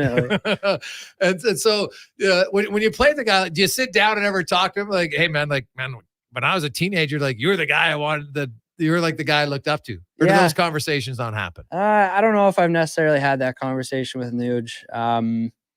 One thing about him is he's just the greatest person. He's the nicest guy, and so if I was to have that conversation, I know he'd be happy to listen to me. But no, I haven't had that with him yet.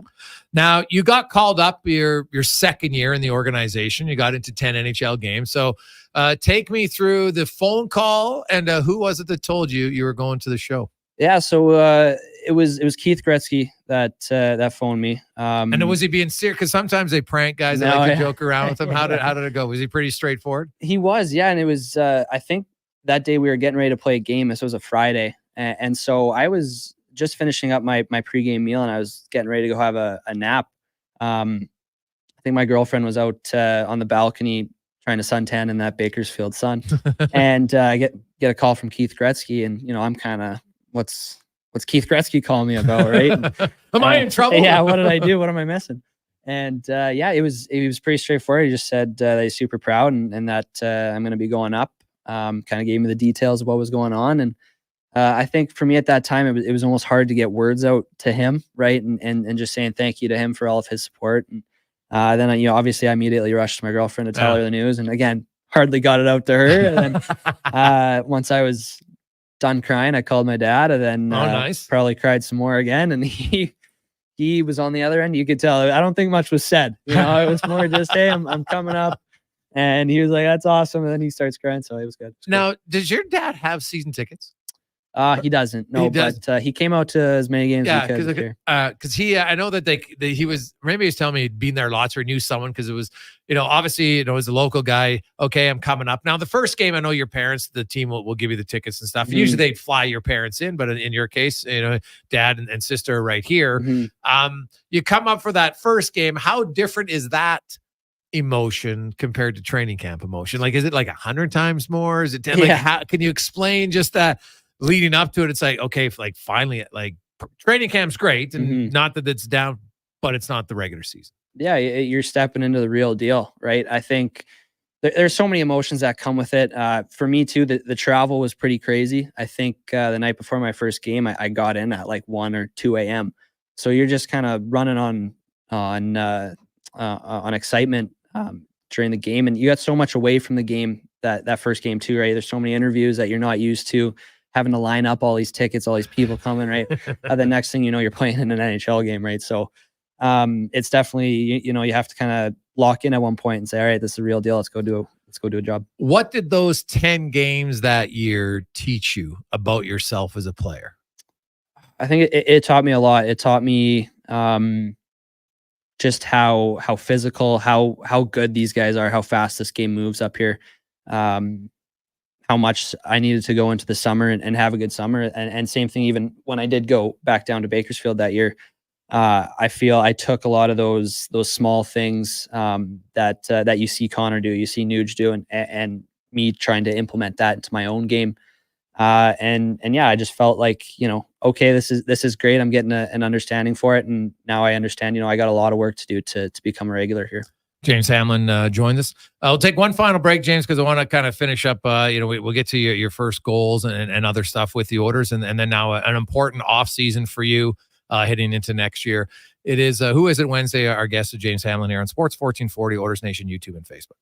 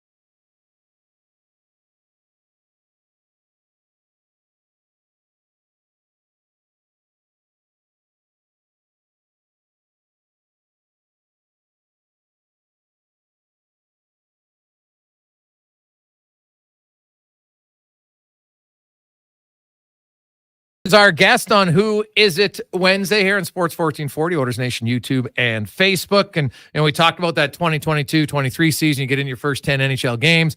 And then this past year, James, you're up to 31 games. And also, of course, 2 goals, including your first NHL goal. And I think a lot of people remember when you score, you look skyward to mom. Of course, your mom had passed away when you were 18 from ovarian cancer. And I lost my dad, not as young of an age as you, but my sister was 20. So I can relate to it. It's always difficult. How much of, your journey has been maybe more emotional for you because your mom's not there, and it probably strengthens the bond you had with your dad and your sister? Yeah, it's 100% strengthened our bond. We've become a lot closer since she passed. It's made things obviously very emotional. But I don't think that's a bad thing at all. I actually, I love being able to celebrate her and talk about her as much as possible. And, that's what she would have wanted when she was passing away. I was going to, the Boston Bruins camp, their rookie camp. Yes. And, I ended up leaving about 2 days before she passed. And, she wasn't at the best state at that point, obviously, but, she was still kind of there. And we said, I wasn't going to go, right? She was going to pass away. I wasn't going to go. And she out of nowhere, right? You think she's not listening, can't hear. She out of nowhere goes, "No, you're going," Really? And so she pulled the strength to tell me that I had to be there. And that's just the kind of support that she always was for me, right? It was always about me and how I can follow my passion. So your mom's telling you, hey, you got to go. I'm sure that's something that's always stuck with you because, the journey to professional sports is, for 98% of the players, McDavid and them may be a little bit different, although it's still mentally tough for different reasons, but it's a lot of ups and downs, and there's probably self-doubt, and you got to block that out. How much of your mom's journey helps you maybe, look at what you're going through and understand that, yeah, it's hard, but there's always much worse things? Yeah, I think about that all the time. Yeah, I think just going through that experience really opened my eyes up to, yes, I love hockey. This is an amazing opportunity for me, but it's not everything. And I can kind of ground into that a lot, that, if things aren't going well, things could always be a lot worse. And I think I'm very thankful. I know I lost my mom at 18, but I think I'm very thankful for my situation and for my parents and for the time that I had with my mom. Her passing, I'm assuming in certain ways, it had to speed up your maturity. Did you find that you have to take on more responsibility? You probably feel like I got to look out for my sister even more now, maybe just naturally than ever before. 100%. I think just having to hug my mom goodbye and know that that's the last time you're going to see her. That initially just throws maturity at you. Yeah. And then, you're right. Having a younger sister that, is losing her mom as well, just trying to be a support and be a support for my dad as well. That definitely matures you in a big way. Yeah. That's, can you talk about, because I know for me, my relationship with my mother changed very different after my father passed away. My mom's very independent. She was running the farm.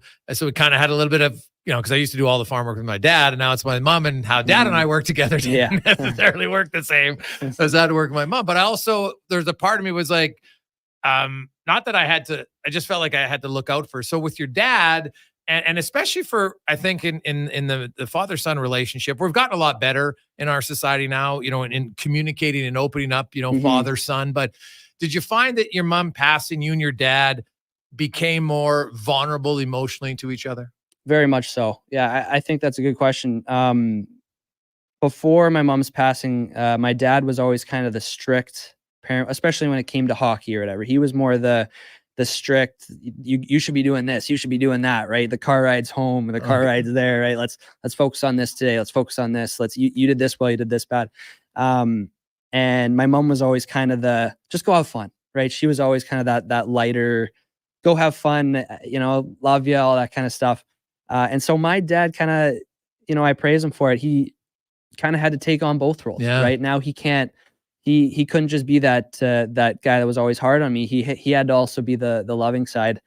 And I think he did an amazing job with handling that and having to handle the both responsibilities of being the tough parent and the good parent or the nice parent, whatever you want. Yeah, you know what? It's a really good point, James, is that as much as he's losing the love of his life, he's also got 2 kids that are, teenagers at a stage in their life where they really need, because, fathers and mothers have different traits and different strengths and weaknesses, and he kind of has to combine both of them. So it probably leads to a few fun conversations over time that maybe you wouldn't have had, right? Like I know my mom told some guy tried to proposition her when he was selling her hay once, and I was just, oh my God, I don't want to have this conversation with my mother, right? But that's just, things change and your relationship evolves, and you probably grew. How did you think, in a weird way, how did that maturity help you in your hockey journey? I think it helped a lot. Talk about being a leader, talk about caring about others. I think I started to think more about how are other people doing, because now I'm thinking, how's my dad doing? How's my sister doing? How's everyone around me feeling right now with everything going on? And so I think it helped me in that leadership aspect of just trying to care a little bit more about what other guys are going through in their lives, and not just about what's going on the ice. James Hamlin, our guest. James, can you describe, I don't even know if you can, and maybe it's not a fair question, but the emotion of when you score your first NHL goal for the team you grew up cheering for on home ice? Yeah, on home ice. Yeah, on home ice. Yeah, yeah. That was crazy. I'm sure you could see it in my expression if you watched the goal back. Well, don't watch my mouth though. I said a great word, but hey, you're forgiven at that moment. Everybody's like, okay, that's all right. Yeah, it is hard to describe. You have so much adrenaline going when it happens that you're not really thinking about it. But it's cool to look back and you're that kid at one point watching those Oiler games at Rexall Place and going nuts when those guys score. And so to be able to do that was, it was really cool. But your first NHL goal was on the road, if I'm not mistaken. When you get off the ice there, because obviously your teammates, everybody knows when it's a guy's first goal. And then the great part about that is I think every player remembers their first goal. And that's why everybody gets so excited about it. When you come off the ice and, you do the interviews and everything, your phone must have been going crazy, but like having the call with your dad when you first made it and you were going up to the NHL, how was it different when it was your first goal in the NHL? It wasn't too much different, to be honest with you. There's so much emotions. I think that was also my 16th game, right? And there was a lot of, is it going to happen? Is it going to happen, right? So when you first get that one, it's a bit of a weight lifted. I'm sure it was a weight lifted for him too. He wants me to get that goal as well. It was an amazing conversation though. And like you said, I had so much support, so many people reaching out to me, and a lot of just support from my mom as well. James Hamlin joins us. So James, you watch, and unfortunately for you, your season ended a little early. You had the groin injury in February. Then you came back, you played a game in March and re-aggravated. And so then you've been rehabbing, but you're 100% healthy now. So as you're watching the team go through that Stanley Cup run, a lot of the players, obviously you're super excited about it, but now it's a super short summer for now. Cause you were So now you're finally healthy again.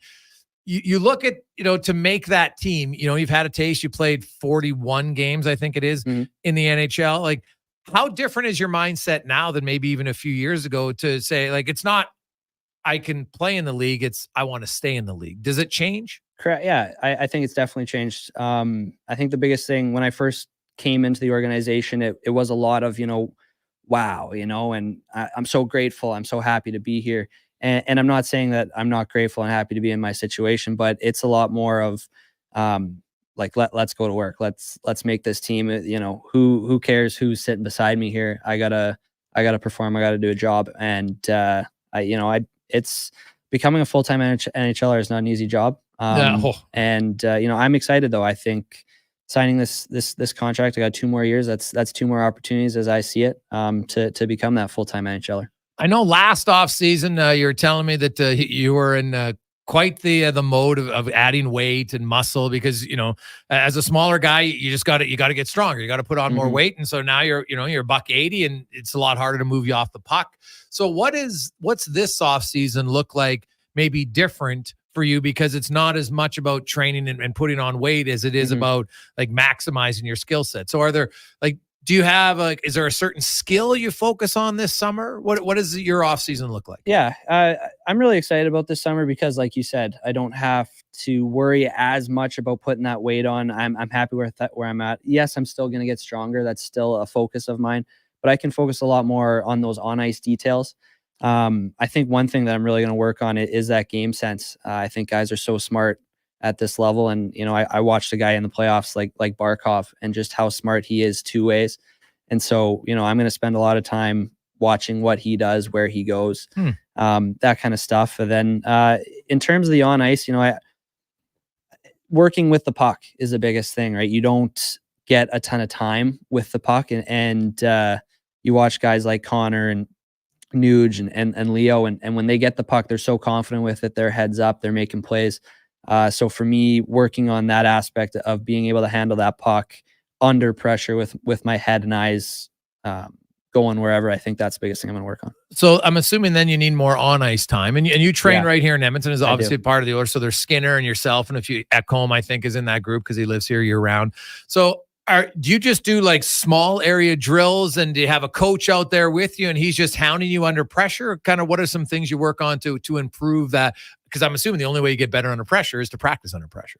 Correct. Yeah, I'll be skating with a good group of pros, local pros here, which is always great because we can push each other, and that's exactly how you do get better. And yes, there's going to be lots of drills, especially kind of in the corner work, where you're getting hounded on and having to make plays, or you're the guy doing making the pressure. So I'm excited because, like I said, we have a really good group of guys around here, and we're going to push each other. You mentioned watching Barkov. So the advancements in technology now, you can say, hey guys, send me all the shifts of Barkov. So is that just more like mental reps? You're sitting at home and you just watch it, rewind just to see how it is, and then you visualize yourself doing the same? Yeah, that's exactly it. I think there's so many small plays that you can take away, especially with Barkov, just the way he uses his stick offensively and defensively, the amount of takeaways that he has. I think there's a lot that you can take away from just watching players, and he won't be the only guy I watch, right? There's lots of guys, but you take away all these little small details from their game. So I don't know if you have a conversation or not with Chris Knobloch, and do you reach out to a coach in the offseason and say, hey, coach, what do you think, or what do you see me? What do you need from me so I can have a legit shot to make this team next year? Those conversations go on? Yeah, I think those conversations happen with your exit interview, right? Okay. That's, I think, when they talk about, this is what we thought of your last year, and this is what we want to look for or forward to next season. James, quickly, the anything fun planned in the summer? I'm going to go on a trip to Hawaii, which I'm pretty excited about. Yep. To Maui? To Maui, yep. Oof, buddy. There's a lot of places you can go in Maui. It's fantastic. Do you know how to surf?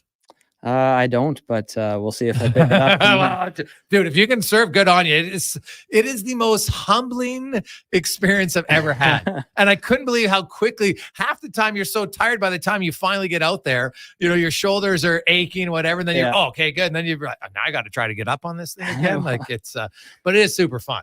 And the beaches there in Maui are unreal. So enjoy that. You can go, there's a beach town in Maui that's what would that be, east of Kihei, and that's where like the expert local people go surf, and their waves are like 30-40 feet, right? And it's just sit on the beach, man. It is amazing, and you'll have lots of fun. We'll see how much surfing I do. I'm there to relax. So but even just watching the other surfers, I mean, like that just and the waves there on Puka, you can just sit up on the beach. It's one of the most unbelievable places just to sit and relax, right? And Maui, you can lots of tours. Maybe you'll go up. I don't know if you're an early riser to want to see the sunrise there up at Hakala. Yeah, I might try. So you got to get up at like 4 a.m. though. So, okay, well, we'll see about that. It's sound. Everyone's like, yeah, you should go, and I'm like, okay. And then they're like, yeah, maybe we're gonna go. Oh, you got to be there at 4 a.m. Pardon, 4 a.m. I'm not sure the view is gonna be that good. We'll see. Well, James, best of luck, and the brick tournament. Hopefully they end your guys' run, so you can say 2 champs in 15 years. Yeah. If not, they'll have to keep bringing you back every year. Yeah, they will. As the alumni of the previous team, the last team to win the tournament as Team Brick in 2009. We appreciate your time as always, and have a great summer. I appreciate having me on. Thanks. That is James Hamlin, of course, from the Oilers and the Bakersfield Condors. He was a member of the last Team Brick who won way back in 2009. Let's get to the Con Man and a Sports 1440 update brought to you by Booster Juice. Summer will be a blast with the return of the fan favorite watermelon explosion. Download the Boosters Reward app now and order one today at Booster Juice. This is a Sports 1440 update.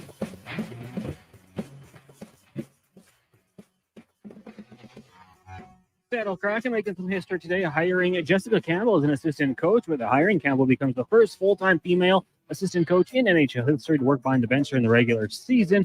Bob Woods also joining Dan Bilesmo's coaching staff in Seattle, which includes Dave Lowry, goaltending coach Steve Briere, video coach Tim Ohashi, and video assistant Brady Morgan.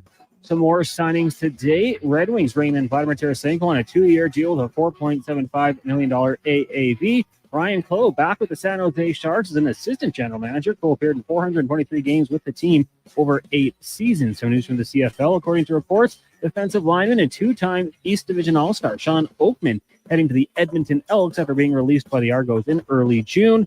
In the NBA, Kemba Walker, just a day after ending his playing career, is returning to where he had his most NBA success, joining the Charlotte Hornets as a coach. He's the all-time point leader in franchise history with 12,009. And in the association for the Toronto Raptors, well, a relation there. Former player Jonte Porter will be charged with a federal felony connected to sports betting scandal that spurred the NBA to ban him for life. In the majors, the Blue Jays are in action tonight, taking on the Houston Astros just after 5 o'clock. It'll be Yusei Kikuchi on the mound for the Jays. Elsewhere, the Phillies take on the Cubs. Rangers host the Padres. Tigers in Minnesota. Rockies up against the Brewers and the Diamondbacks in Los Angeles. The Edmonton Stingers on the road. They'll take on the Winnipeg Sea Bears out in Winnipeg. Tip-off in that one set for 6 o'clock. And just one game in the WNBA tonight. The Mercury head to Texas to take on the Wings. Tip-off set for 6 o'clock in that one.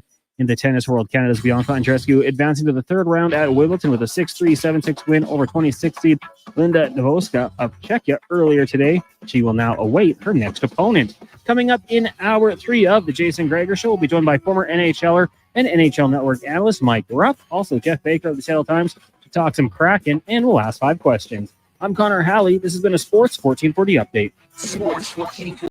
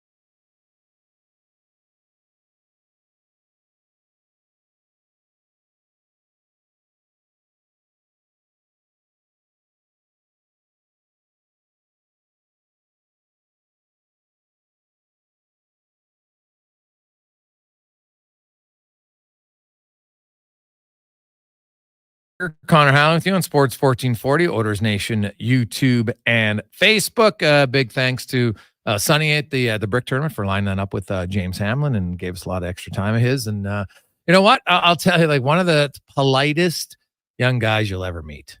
And, you know, as he talked about losing his mom when he was 18, you definitely have to grow up and mature a little bit quicker than you'd like. And it's great that him and his sister and his dad have gotten a lot closer, which is outstanding. So there's a guy that you root for. Obviously it'll be in tough. It's a healthy competition. But remember, he played 31 games last year for the Edmonton Oilers. Maybe that gets overlooked, and he was injured. He was unavailable. Who knows? Maybe he would have played down the stretch. You never know. But we'll see when he comes to camp. When you look at Derek Ryan's age and his speed, and you say, hey, that is a spot that, could be open for competition. So something to watch for. Now, let's go around the NHL, brought to you by McDonald's, and all summer long.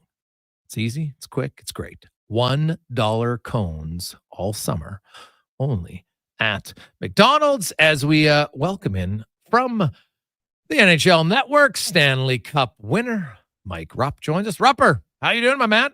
I'm good, Greg. How are you, bud? Cool. Living the dream, buddy. It's nice out here. You know what? It's going to be a super short summer in Edmonton, as the less than 78 days, I think now, before training camp starts, and right back at it. And you played in Game 7 of a Stanley Cup final. Is the short summer that difficult, or is it? You know what? Hey, I work out a little bit less, but I was in game shape, for a longer period of time. How did you approach it? How did you feel? I mean, it's hard to say. The reason why I'm pausing with that is my situation was a little bit different, right? Like, I didn't play the entire playoffs. Fair. So I wasn't as taxied as the rest of the guys on the team. I got into the finals in games 4 through 7. Now, with that being said, like, I thought, and the way I approached it that summer was, hey, I don't have a ton of time. It's much harder to get back into shape. So I thought it was important not to get out of shape. Like generally at the end of any season, the way I did it, I had 2 weeks where I legitimately was fast food every meal. That was like, I would have enough cheat time. Yeah. Yeah, it was my cheat time. And I would have enough of it where I would be sick of it the rest of the summer and I wouldn't touch it. I wouldn't want it. I wouldn't crave it. But, when you had that amount of time, like if I lost in a lot, there's quite a few years where maybe a first round loss where I had the ability to do that. But when I've had years where our teams ended in the Stanley Cup finals or the conference finals, I had a little bit of a different approach because I just thought I don't let myself get out of shape. So it doesn't mean you have to do a ton. I think you just kind of listen to your body, you stay flexible, you stay active. But then, once you get into the summer, everything else with all the trainers nowadays, your time frame and where you should be at certain time frames leading up to training camp. You look at the Edmonton Oilers, Rupper, and, they're a team that went to Game 7 of the Stanley Cup final. Obviously, you can't get any closer than that, than winning the Cup. And I'm sure that it's mentally exhausting and frustrating and everything like that. But, then you wake up and a few days later, it's free agency and your GM, or I guess intern GM until they actually have a GM, but Jeff Jackson, the CEO of hockey operations and the management team. You know what? Leon Draisaitl, guess what? Now you got Jeff Skinner. You got Victor Arvidsson. And, there's still Hyman. There's Nugent Hopkins. They bring Brown and Henrique and Janmark back. And really, they lost Fogle, but they brought in Skinner and Arvidsson and, Desharnais, but they got Broberg. So, like, this is a team that some would argue is maybe better than the team that went to Game 7 of the Stanley Cup final. Oh, I would say so. I think certainly on paper, right? And the depth as far as skill got better. You mentioned some of those pieces. I think the big part was keeping what was successful in the playoffs together. And especially in the finals, when we started seeing that third line getting going, I mean, you want to see those guys back, right? And to have the ability to kind of have that weapon. I think that's not a weapon I don't think that they had all season long. Let's see what it can do for you over the course of an 82-game season. You mentioned it on here last week about Jeff Skinner. And, I mean, these moves, having him come in here, and he's going to be certainly motivated. He's going to come in here and the guy hasn't been to the playoffs. Like, he hasn't had the success, and to know a team that you're going to and potentially play with some very high talent that'll bring the best out of you was one game away from winning it. And I think that there's a lot of motivation there. And then the other one too, Victor Arvidsson. I know there's been injury issues with him, but everybody I've talked to, from when he was in Nashville to even in LA, when he was healthy and in the lineup in LA, everybody I talked to said he was a huge difference maker. It changed the whole vibe of the team. This guy is he's got energy, he's got pizzazz, he's got skill. I love the way he plays. So, I love these ads, and, I do think they're a deeper team. I do think they're a better team. A lot of things are going to have to come together, but I think if you're going in this offseason, man, just coming off of not too long ago, that Stanley Cup final, you get a little bit of a shot in the arm here by Jeff Jackson. I'm ready to go for training camp. Yeah, I would think, if they get healthy. Now, they obviously have some cap stuff here. Vander Kane, we'll see what happens with his injury. And if not, then they're going to have to trade someone, or maybe he's going to start on LTIR. We'll see. What about some of the other teams? You look in the West, and, Vegas, although I guess Hurdle and Hannafin were more of their moves at the trade deadline last year. They didn't really make any big moves this offseason, just lost some guys. Vancouver, Lindholm and Mikheyev are out, and Zadorov's out. They bring in Desharnais and DeBrusk and Heinen. I'm not sure they're necessarily better per se. Dallas, same thing. Colorado's in flux because we don't know what's happening with Nichushkin and Landeskog. Like, is Edmonton kind of like a runaway favorite for you right now to win the West in the regular season? 100% they are. I mean, you know how I felt about them this past year, right? Even I picked them to win that division back in January when they're in the midst of their big win streak. They're the most complete team for me, as far as they chuck a lot, and a lot of that was answered in this postseason, right? Like, special teams, the other side of special teams, the penalty kill, the goaltending, all those things that I think will continue to be a strength for them. But to your point, I mean, there's not another team. Put it this way: when you're talking about the Pacific Division, I don't believe any other team got better. And I think the Edmonton Oilers have. So, I mean, that right there for me is this team should, I don't want to say run away with the division, because we know how tricky it is in the NHL. Like, it's a long season, but this is a team set up to not have a season like this past one, put it that way. What do you make of the Florida Panthers? Of course, they're the defending champs. They've had a 3-year run here, Rupper, that they were really good. President's Trophy winner, where they dominated and then just lost to an experienced Tampa team, then went to the Cup final and then won the championship. Now, they lost Montour, right? They really haven't brought in anybody per se, and some would argue they lost, I guess, their backup goalie and Stolars. But what do you make of the Panthers and their group, and I guess their back end now without Montour? I think that it's going to be a challenge for them. I mean, that's still going to be a very good team. They're going to be one of the top teams in the East, and we know that from where they are right now. But I think at some point here, the D core is going to need some sort of facelift along the way. Like, I think in the playoffs, if we're talking about the Forsling Ekblad, it worked out great. We've also seen Aaron Ekblad have some struggles in recent years, right? And he's been injured also. So I don't know where that will be, how that will kind of play out. But losing some of these guys like an OEL, it's going to hurt them. In Brandon Montour, it's going to hurt them. So I do think, though, that this is a team that is very calculated. They usually make these very shrewd decisions, and they end up panning out for them or working out for them. So I think that they'll probably start the season. We'll see where things kind of play going into training camp, but I'm assuming at some point there's going to be an issue on the back end, and then they're going to have to address it. Mike Rupp joins us. The Carolina Hurricanes. Eventually, the band was going to have to break up. So Pesci's gone. Brady Shea's gone. They bring in Gostisbehere and Sean Walker. Up front, William Carrier gets a 6-year deal at $2 million.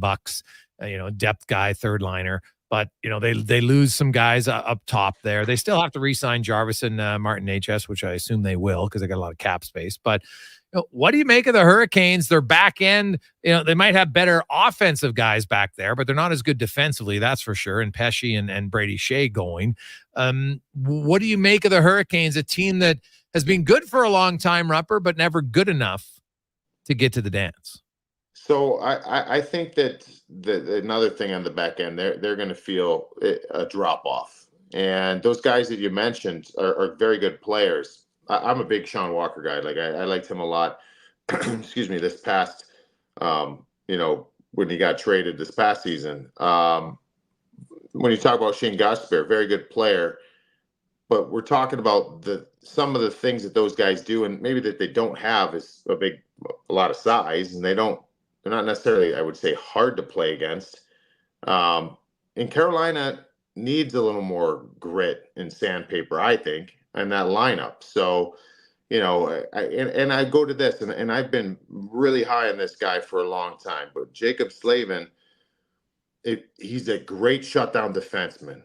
But if you're already a team that's not overly hard to play against, and you went and you got Shane Gostisbehere, Sean Walker, and your best defensive defenseman is the Lady Bing guy, that's not hard to play against. Like, you know what I'm saying? Like, I hate to beat up on the Lady Bing trophy, but they're going to need someone back there with a little more. And yes. I don't know if they have it there yet, Greg. So again, I think that's another team that's going to have to address their decor at some point.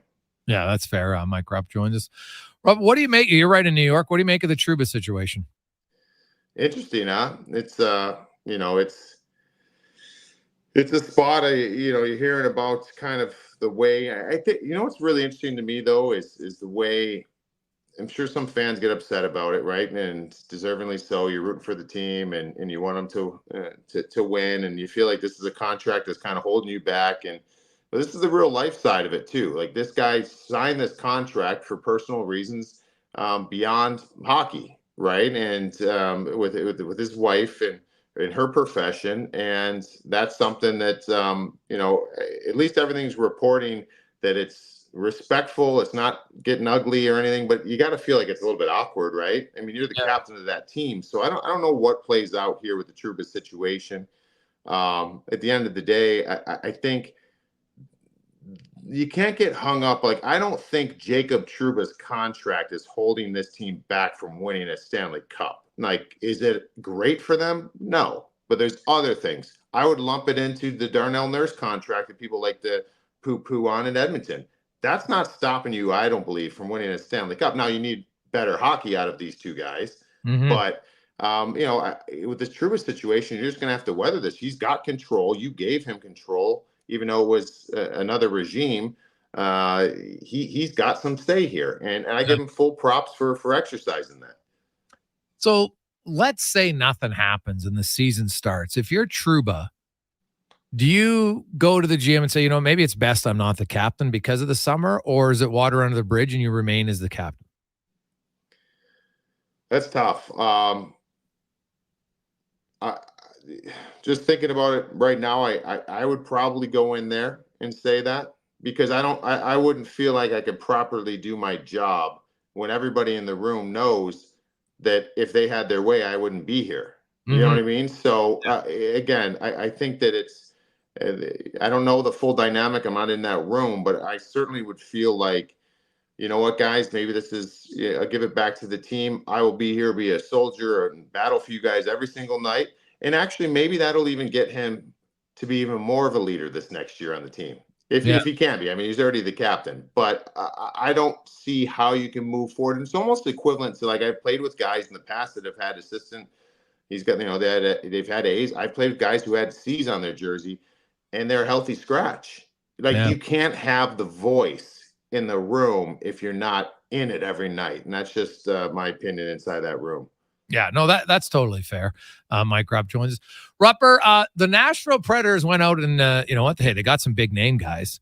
But I look at Vegas and I'm like, man, their top nine's not overly quick where the league's super fast. And then I look at Nashville and I'm like, their top nine isn't overly quick either. What do you make of the moves they made? Like, are people, I don't want to underestimate it, but are they maybe say, good moves to stay and be a playoff team, but I'm not sure they're moves that put them into the Stanley Cup contender phase, or am I undervaluing them?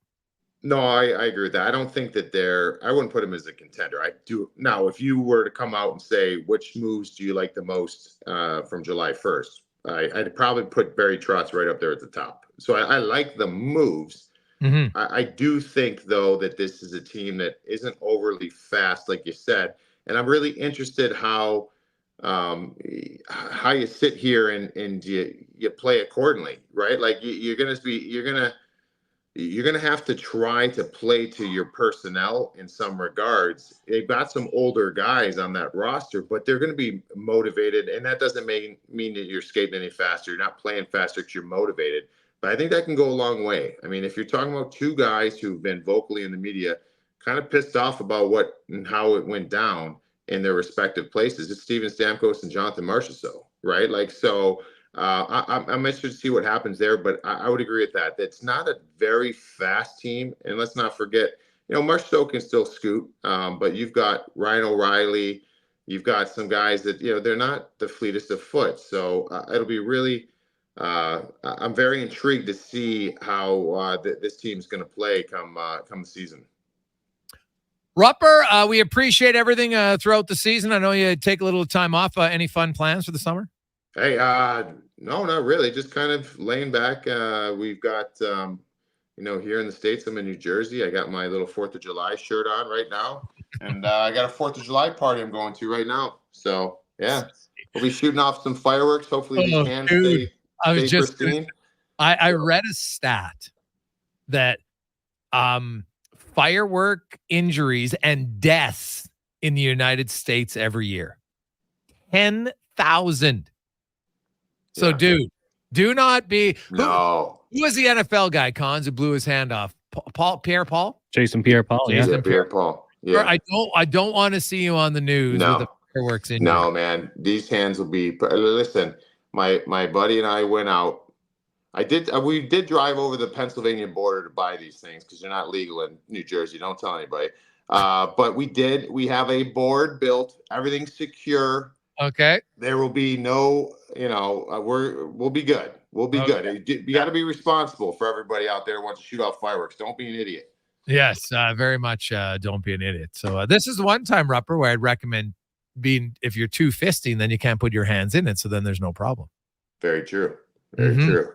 Right. So it's one of the few times it might help you. Awesome. Rupper. Well, have a good summer. We'll catch up with you. Geez, not very long before the season's awesome. around here. Everybody enjoy the summer. Great chat with the all season, Greg. You betcha, man. That's Mike Rupp. Absolute beauty of a guy. I love having him on every Wednesday during the season. And I like Rupper is still a huge man. Like he is just thick, like bigs and shapes. Like that guy, it's like a bear. One of those big guys you see. Well, no wonder this guy played in the league for that long.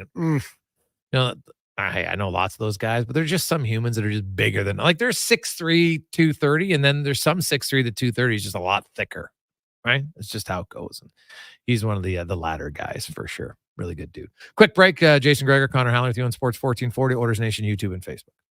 The cheesy burger pizza.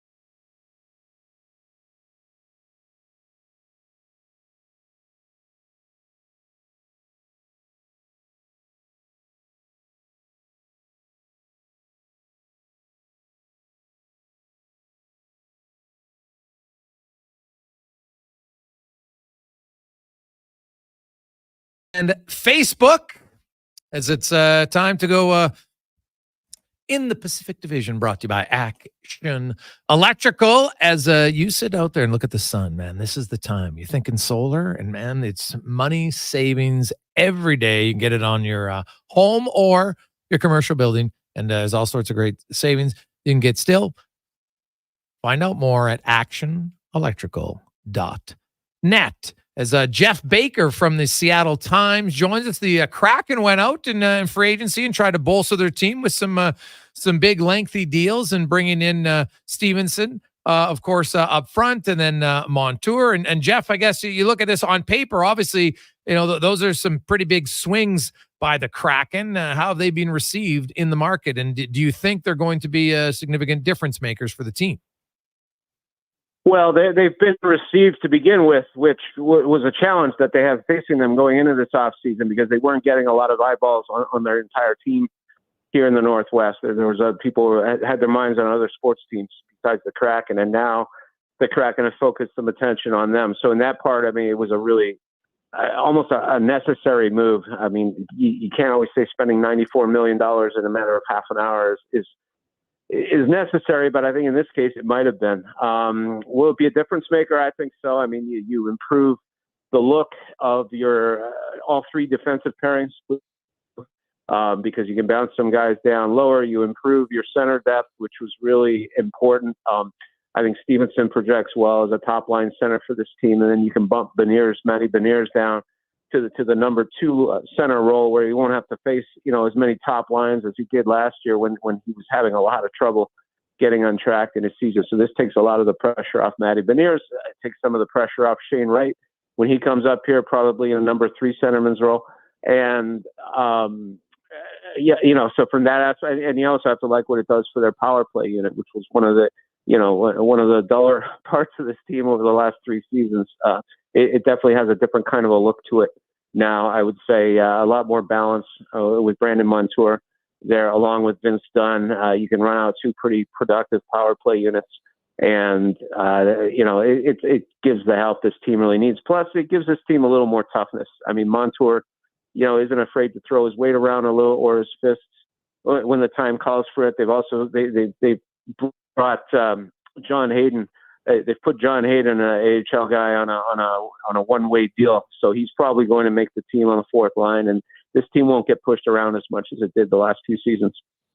Looking at Matty Beniers, he's an RFA, and if you look at it, because of course he left college, he played 9 games, so that burnt the first year. So in the last 2 years, he's averaged basically 20 goals, 47 points. Not bad at all. But what numbers are you thinking here for Beniers? I don't know if he has big enough numbers that Seattle would be comfortable going high enough to get him on an 8-year deal. Maybe I'm wrong. Or is this a bridge deal? What's your expectations for his contract? My personal expectations are for a bridge deal. That said, I mean, you look at the cap space that they have. I mean, it would be an interesting bridge deal for sure. I don't know they'd want to go longer than 2-3 years. I don't know that Beniers would want to go 8 years right now with some of the number, or 7 years with some of the numbers that he's put up. It's almost like you bet on yourself. Vince Dunn did that last season. He kind of bet on himself. A 4-year deal he signed with the team, thinking that he's going to continue to maintain his elite numbers. And 1 year into it, other than a late season injury, I mean, he was right on par with his previous numbers. And so that's working out for him. Then you got Beniers, I don't know what kind of money he'd be getting over the length of that, if they signed a max deal with him or tried to go longer like that. So I could see both sides looking at something like a 3-year deal to get this done. Really, the Kraken have to sign him and Eli Tolvanen. They have some cap space now because they moved Brian Dumoulin yesterday, so that saved them $3.5 million. And so from there, $3 million, $3.2 million, I think it was. And so that saves them a little bit of money right there. And so they've got some room to accommodate the 2 RFAs that they have to sign now, Beniers and Eli Tolvanen. So, they could probably go $5, $6 million, maybe a little more than $6 million on Beniers over a 3-year deal. And they should be okay. You look at Shane Wright, who, last year they spent him in the American League and he had a really good season. He did play 8 games in the NHL, but he kind of has, I think he's that kind of unique slide rule factor for him. So where do you think, like, is Wright kind of, do you have him in pen to be on the opening night roster this year? Yeah, I think I'd be very surprised if he wasn't. He would have to have a pretty poor training camp for that to happen. Right now, I mean, they brought in Chandler Stevenson, so that's good. You got Stevenson, Beniers, Yanni Gord, and you have Shane Wright. Those are your 4 centermen. I mean, John Hayden can play center also, but I don't know that they want him starting at center. Even on the 4th line in the NHL right now, maybe as a winger, they would prefer him there. So then, Wright, you could make him work his way up. You can make him start on the 4th line and work his way up. And then you got Yanni Gord. I mean, it's a little tricky. It's Gord's final contract year. You don't want to insult him by putting him on the 4th line to start with. So, I mean, maybe that's an evolution kind of thing. But Yanni Gord's also a pro. I mean, he can take whatever assignment they give him. And so, it just depends. Do you want to break right in and make him work his way up the ladder from there, or do you want to start him on the 3rd line right away and see where he goes from there? There's all kinds of thoughts to that and how it would, either help or hinder his development. And, that's what keeps talking heads talking, right? That's what we do. Yeah. Is there any chance that Wright could start on the wing? I don't know that they'd want to do that. I mean, they're working at developing him as a center right now. And it's not like the centers are all that great here in Seattle, which is why, Beniers had that tough year, and that's why they went and got Stevenson. So, yeah, I would think they'd want to see how he does as center first. But, yeah, there's always a chance, sure. Sure, if he was an absolute disaster. But he's supposedly been working on his faceoffs, getting a little bit better in those. So I'd say they'd want him to keep that progress going. Jeff Baker joins us talking about the Seattle Kraken. Of course, 2 big signings in Stevenson and Montour for big bucks each, basically an average of $7 million cap hit between the two of them. Looking on the back end, Adam Larsson is entering the final year of his deal. You mentioned Yanni Gord. And any talks at all about extending either one of those guys? What's your thoughts? There hasn't been any talk about extending them yet. And I'm sure that could change as the season goes on. I mean, there wasn't much talk about extending, former Oiler Jordan Eberle a year ago, but that changed as the season unfolded. And so, and now he's here. And so, I mean, I could see that changing. It just depends. Depends on some of the progress being made by guys in the AHL. It depends on, the kind of money you're looking at. The thing with Adam Larsson is, as you guys know, I mean, he barely ever misses a game. He missed one because of the birth of his daughter last year. But, the guy otherwise hasn't missed a game in like 5 years. And so that's huge. And also Vince Dunn plays very well alongside him because he's got Larsson backing him up. So Dunn can free range and does what he does best offensively. And so that's a thing that they'll have to look at. It's going to be interesting to see how they pair Brandon Montour with some of the defenders, whether they would stick with Dunn and Larsson and then just put Montour, the next level down with Will Borgen or with, not Will Borgen, with Riker Evans. There's a lot of ways they can go on that. And so we'll have to see. Looking at, the Kraken overall, right? I get, it's funny how there's an expansion team and people talk about pressure. And I'm like, I don't know, maybe Vegas just kind of, changed the realistic expectations of it. But, and I looked at Seattle, the fact they made the playoffs in the second year is monumental for them. I was looking back, they had so many things go right. So many guys had career years that it's hard to recapture that. What's your sense? Did that second year success hurt them in a way because the expectations are high, or is the ticket prices what's hurting them more? That's a combination of both. Honestly, they paid $650 million for the same expansion rules that Vegas had. Yeah. And so it was up to them to do the job that they needed to do to avoid the mess that they kind of found themselves in after year 3 and after year 1, primarily. Year 1 did not go the way that they anticipated at all whatsoever. So that's a misnomer that, they did as well as an expansion team. They always expected that. No, that's not true. I've been here for 7 years watching these guys build this franchise. They always expected to come out of the gate competitive, not to finish with the worst record in the NHL when they're trying to establish a toehold in a market that has, four major pro teams in it and a fifth with an NCAA, premier squad in football. I mean, that's not how you build a business in sports. So the people saying that just don't know what they're talking about. The plan was always for them to come out of the chute here and be competitive. Things did not go well in year one. COVID didn't help, but nothing went well for them from a marketing perspective. Year two, they expected to be better, and they got better. They made some moves in the offseason, bringing in Oliver Bjorkstrand, signing Andre Burakovsky. Philip Grubauer played better than he did in year one. A lot of the players they had played better than they did in year one, and Matty Beniers came in. So that helped them in year two. They didn't expect necessarily to make the playoffs, and it was a nice surprise, but they expected to be competitive right down to the wire. And so last year was a disaster for them. It just was. They knew they had to start well, and they didn't. They fell flat, and that's one reason they fired their coaching staff. They fired Coach Dave Haxtell and another of his assistants, and that's why they've made some big changes now. They know that they have to get this team established in this market. The position they were in after 3 years was not good enough. And there were a lot of people very concerned about it because they're expecting to have, the NBA come back here soon. And the Kraken ownership's expected to be playing a role in that. But they don't want the hockey team playing second fiddle or third or fifth fiddle in town behind all the other teams. They need this team to get going now. And that's why you're seeing all these moves this offseason, including putting their television rights over the air for free and ditching their regional sports network with 2 years to go on their contract. They can't afford another season like they just had. And the ticket prices, they're relatively high to some degree. That's because they bought their own arena. They paid for their own arena. Yeah. It's all private. Something's got to pay for it. And that's user pay. That's the way it goes, unless you can convince your city to hand over hundreds of millions, which just isn't happening that much anymore. Lastly, Dan Bilesma, what do you think what's going to be the biggest boost he'll bring as a coach compared to Haxtell?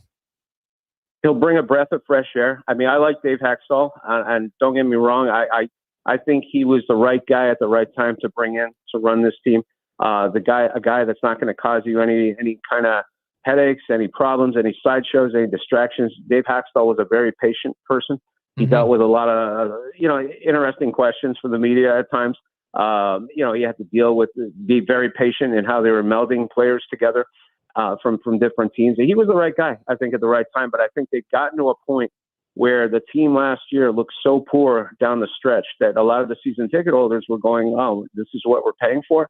And it was a real concern for the franchise. And so ownership, I think, had to show they were paying attention to what was going on here. Okay. They couldn't just let this go by. And then Haxtell was sacrificed, and they brought in Bilesma, who knows some of these young guys that are coming up, who's has a very different approach to maybe selling the team publicly, helping them sell the team publicly. There's going to be a lot of expectations on him to do that. He's very personal, very personable, very comfortable in front of a camera. Mm-hmm. And I think it was just time for a change. And I think that's the biggest thing. Sometimes you just need a different presence there. To make a difference, and they're just trying to change the dynamic. He's part of a piece of a much bigger puzzle in which they're really trying to change the outlook and the dynamic of this franchise going into year 4.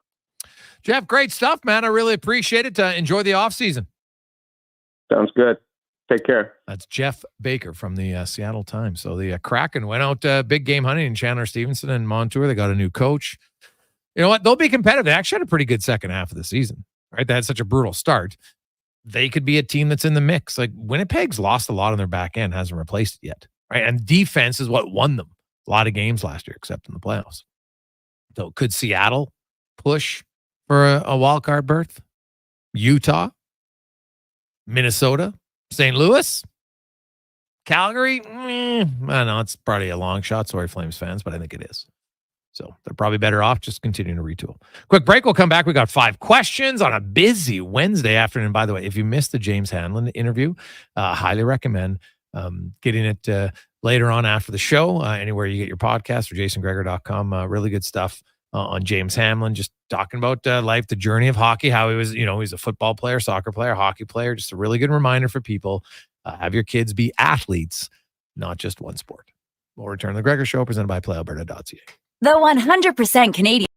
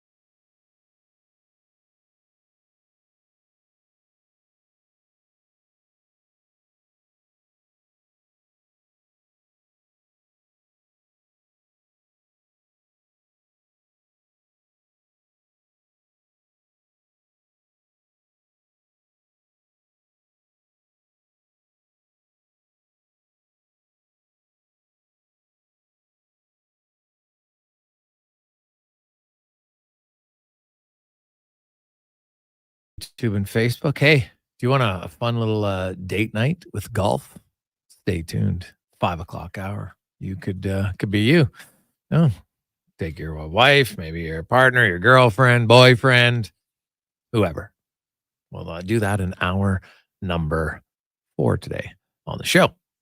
But first, let's get to 5 questions brought to you by The Brick. And of course, this week, woo, baby, fantastic savings in every department, but it ends on Sunday. So stop in at The Brick as you can get extra $1,000 off select kitchen appliances with their buy more, save more. Also, you can get the chest freezer starting at only $199 at The Brick and thebrick.com. It's time for 5 questions on the Jason Gregor Show. All right, Gregor, question number 1 for you. If you had to predict the Pacific Division standings next season, we're talking 1 through 3, how do you think it's going to look?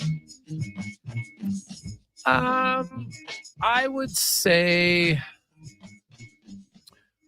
well, Edmonton's going to finish first. Second that's tough, honestly. LA, Vegas, Vancouver. I might go with Vancouver and then Vegas. Yes. So Edmonton, Vancouver, Vegas. So basically just, a little bit of change because Vegas was 4th. Edmonton was 3rd or 2nd last year. So they'll swap around and LA would be 4th. Yeah, tough to disagree with you on that one. Oilers for sure. The Canucks think going to still bounce back strong next year. Could be a battle there for 3rd, but I'm going to lean Vegas for my selection. Question number 2, since we had Jeff Skinner on the show yesterday, of course, if you missed it, go back and check it out wherever you get your podcast from. Assuming he's able to stay healthy, how many goals would you predict for him? That's a good question. I'm going to say 32. I'm going to say, a career high would be tough because he did have 40 a few years ago. I'm not going to go that high. I'm going to go a little higher though, Gregor. I'll say 36 next year, playing with some elite passers, a guy who can finish. I like what he's going to be able to do next season. Former Oiler Vincent Desharnais, he's moved on, signing with the rival Canucks. So should be interesting next year to see what happens in the corners, as we heard Hamblin alluding to there. Where do you think he'll slot, and what type of role do you think he plays for the Canucks next season? Well, I think he's likely probably starting in their third pair, right? Him and Forbort.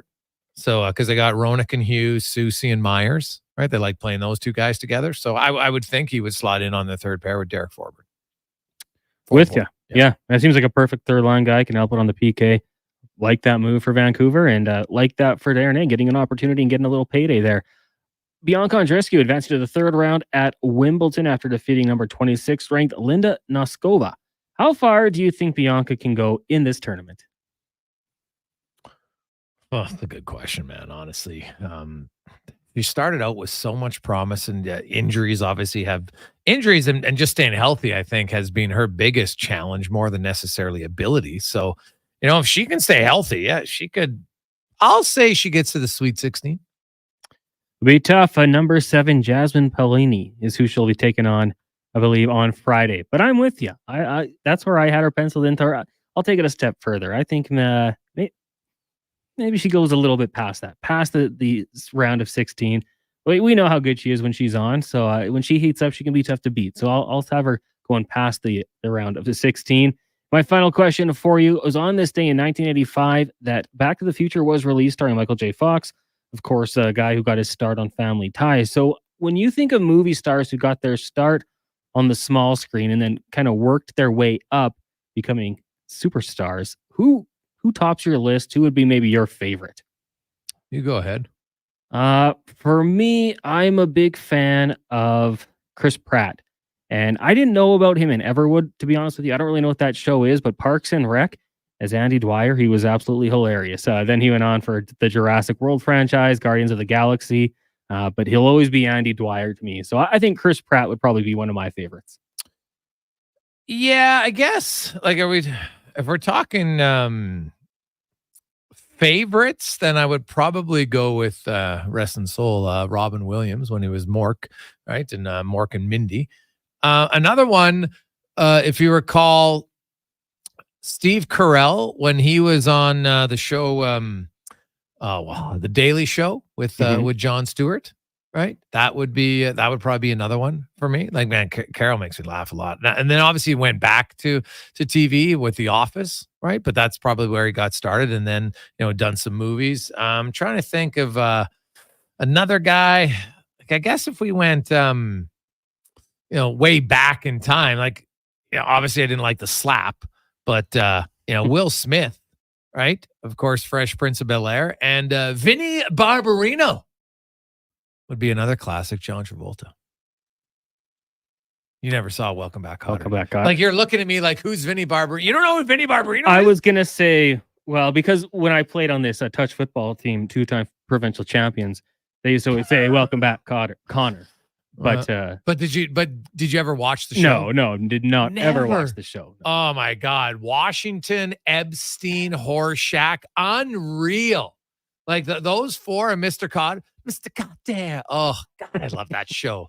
It's like Travolta and Vinny Barbarino. Like he was kind of like the handsome, not overly intelligent guy. Yeah. Right. And Juan Epstein, like obviously they were kind of in a special class. A little bit, but God, they were funny, man. They were hilarious. Travolta was really good as Vinny Barbarino.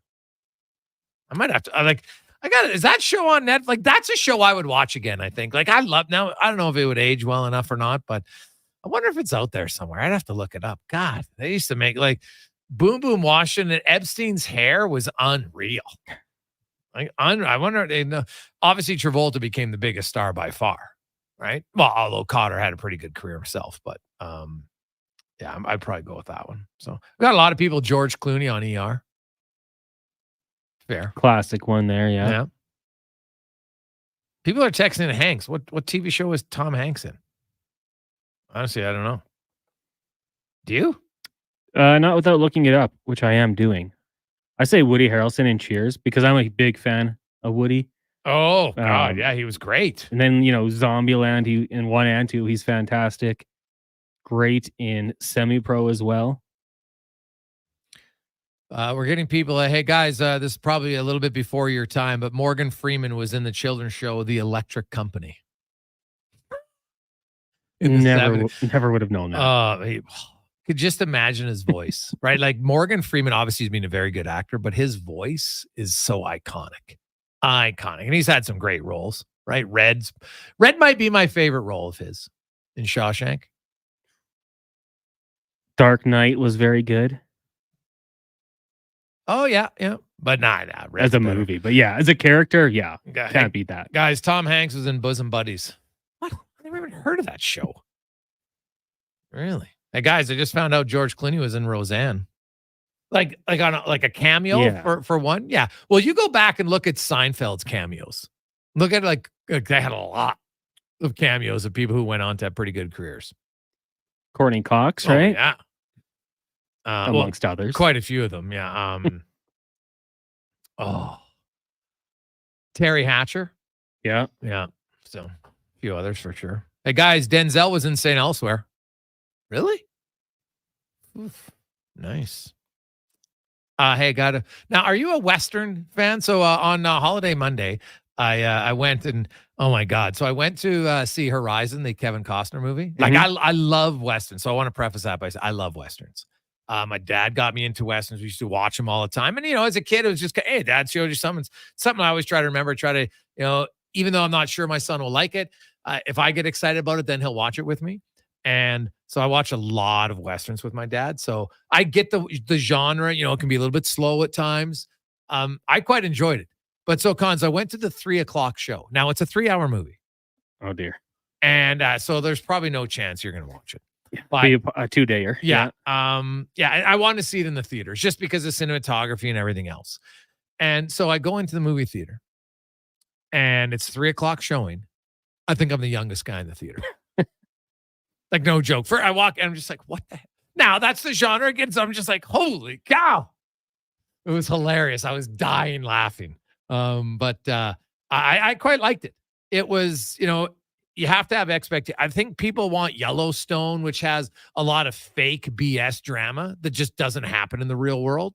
So when you look at the Westerns, and so this is based in like the 1800s, and if you read up on it, and now that you've got the settlers and they're trying to take over the the land of the Apache, and so of course it's not pretty. It's like a gang war, really, is what happens. And I thought it was really well done. There was some unique characters that they bring in, and just like in any Western, some are in quick and then boom, they're gone. Because that's what happened in the wild. That's why it was the Wild Wild West. So I'm curious other people who saw it, what their thoughts were. Because I was listening to people afterwards, and they're well, it's not Yellowstone. I'm like, well, why would you compare it to Yellowstone? Yellowstone's not a Western, right? Yellowstone is like based on nothing that's real, in the sense, like, I get that there's big farm and ranches and stuff like that, but I don't think they're just getting away with killing people randomly, like, so easy as the way they made it look in that show, right? Like, I don't think that's the case. And I just like the characters. After a while, they just kind of annoyed me, because I'm just like, no one would talk to someone else like that without getting punched in the face repeatedly. So I quite like this. So I'm curious anybody else who went to see Horizon, who's now, if you're not a fan of Westerns, I could see why you'd be like, it was too slow. Because my wife, she's a trooper. She came with me and she said, you know what? The last 2 hours I quite liked. The first hour, she's like, ooh, she was like, oh my God, this can be painful. But then it picks up, because they do some character development, right? And you kind of got to understand where they're going here. So I'm very much looking for part 2, looking forward to part 2, which comes out in August. That's what I kind of like about it. Like, I knew when it ended, I'm like, well, it's not ended, right? Because there wasn't, sometimes, like, when I try to compare it to, it's different, because when Star Wars came out, obviously they knew there was going to be an Empire Strikes Back, but you didn't know that when you watched it. And so there was a clear end to that, where you're like, oh, well, something else has to happen next. But there was a clear end. There wasn't, not that I'm ruining anything here, but there wasn't like this. If you have to go there and expect that they're going to wrap up a lot of things in episode 1, they don't. So just, that's my pre-warning for you. But it was good. I quite liked it. So I'm curious anybody else out there who saw it. I do like that, though. Yeah. Like to do a movie and then say, we're going to have a sequel in a couple months. And it's already come out like that. Yeah. You know what? Like, which is rare, because they're like, what if this flops? Well, we've already put it in production, baby. It's coming out. The studio must have a lot of faith. Well, it's all Costner. He put in like 30 million of his own money. Okay. Yeah. Put your money where your mouth is. He did it. We'll return. Spec will join us after the comment on a Sports 1440 update, brought to you by Albatross Roofing. They are looking for experienced flat roofers and sheet metal fabricators. You must have experience with CBS modified bitumen roofing systems. You can apply at roofingalbatross.ca. Sports 1440 update.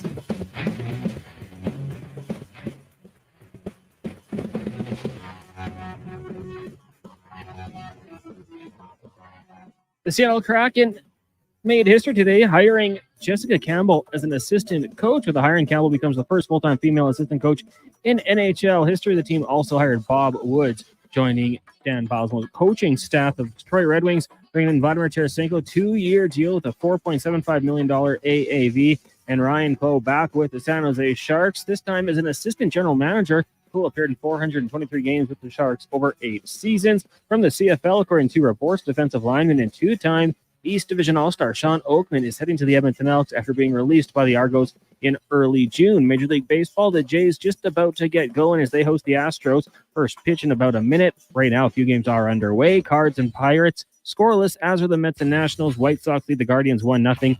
Marlins up on the Red Sox by 1 as well. Still to come, Padres take on the Rangers. Twins host the Tigers. Rays in Kansas City. Mariners take on the Orioles. And the Diamondbacks in Los Angeles. The Stingers on the road tonight in Winnipeg, taking on the Sea Bears. That gets going in just under an hour. And in the WNBA, one game tonight, Wings and Mercury meeting at 6.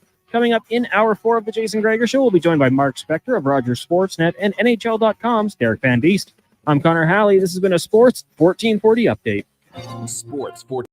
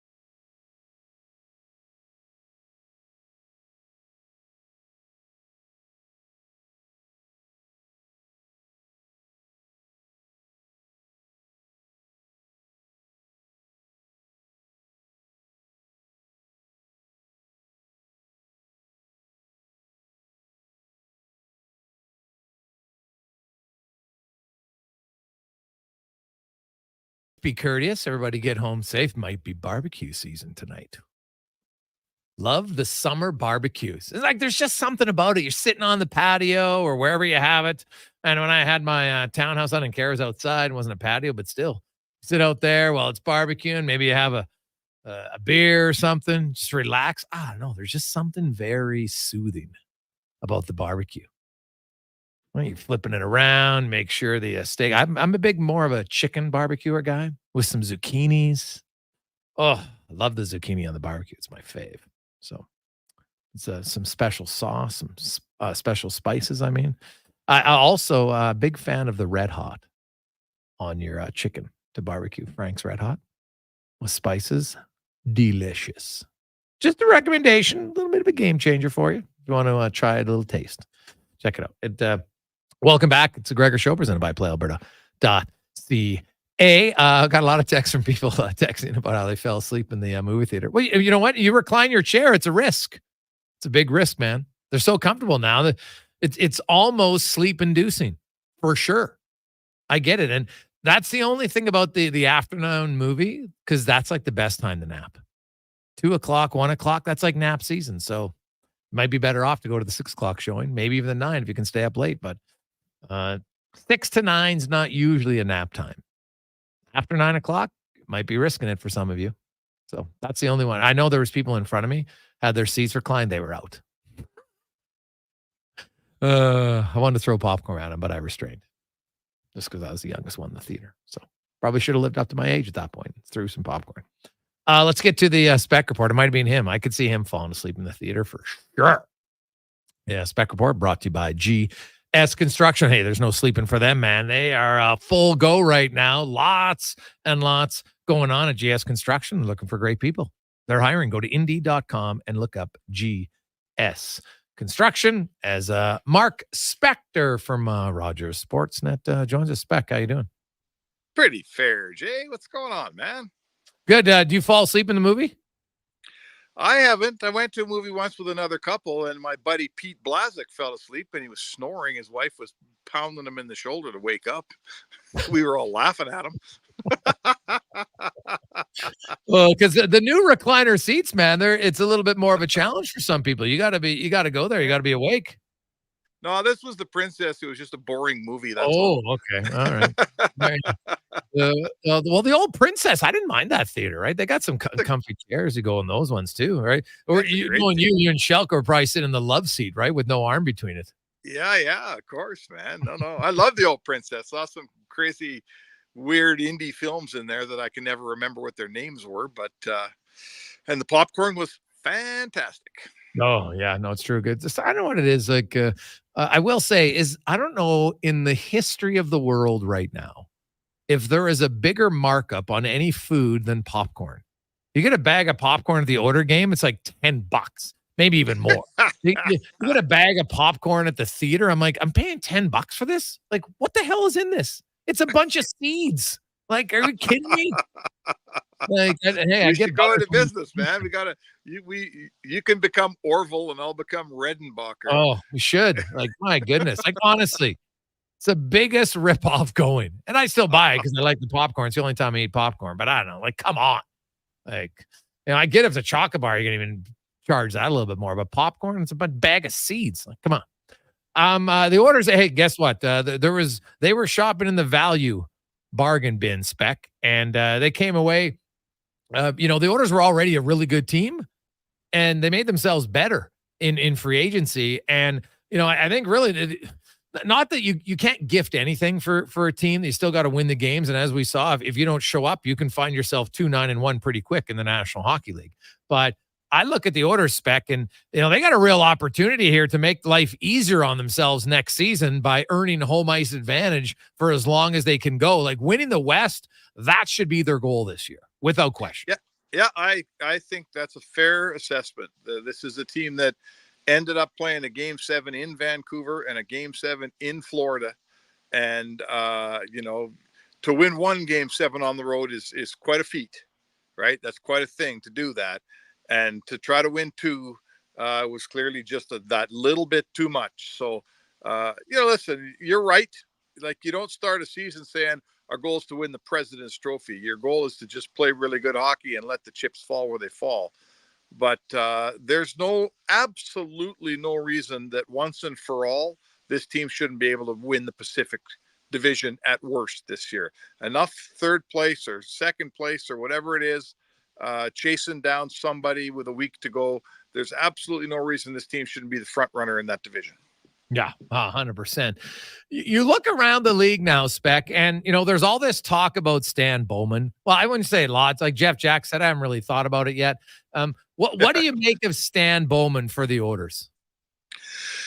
Well, I make a few things. I mean, first of all, Stan Bowman was an excellent general manager. Maybe not first of all, but that's how I'm going to approach this thing. Like, remember, he inherited a pretty good team from Dale Talon for sure.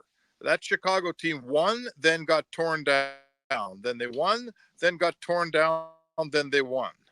So he didn't just get a good team and sit on it and win cups. He GM'd that team exceptionally well. So that's the place to start. He's a very qualified general manager. We're all going to have our own opinions on the whole cancel culture thing, on what his role was in Chicago. I'm not going to go there until they hire him, frankly, because it's an opinion that's just going to make a guy, you're going to have to live with it for a long time. I do believe that I know for a fact he spent a lot of time over the last 3 years trying to make himself a better person and going through all the things you have to go through when you make mistakes. And I respect that. And I think I am on record as a guy that I believe people do deserve a second chance. So will he be the guy? Let's wait and see. But he will work somewhere, Jason. And I do believe that he and Joel Quenneville, having done their penance and served their time, I think they deserve to come back into the game. I look at it from this vantage point, and I don't disagree that you can probably have a second opportunity. I just look at where the Oilers are at now. And, I think their management team just showed you, they don't need some, super experienced GM. They've got lots of people in their organization that have negotiated contracts before. Jeff Jackson, obviously from an agent side of things, Bill Scott's done a lot of it. Brad Holland, so they've done their scouting. They look at guys and they got a really good team. You don't like the GM here. When Ken Holland took over, he had a mess to clean up. He had an organization that had missed the playoffs 12 or 13 years. I don't think they had a great level of professionalism prior under Peter Chiarelli. He was very standoffish. There was lots of things that needed to be better in the organization. Not a lot of knee-jerk reactions, and Holland was a pretty calm guy. Now, did he every move work? Of course not. I don't care who you hire as a GM. Not every move is going to work. So I don't expect my GM to be perfect. I want my GM to make more good moves than bad. And Holland's track record clearly says he made more good moves than bad because they went from the team to being a perennial contender, second most playoff games in 3 years to Game 7 of the Stanley Cup final. The next GM here, Spec, he just needs to not screw up.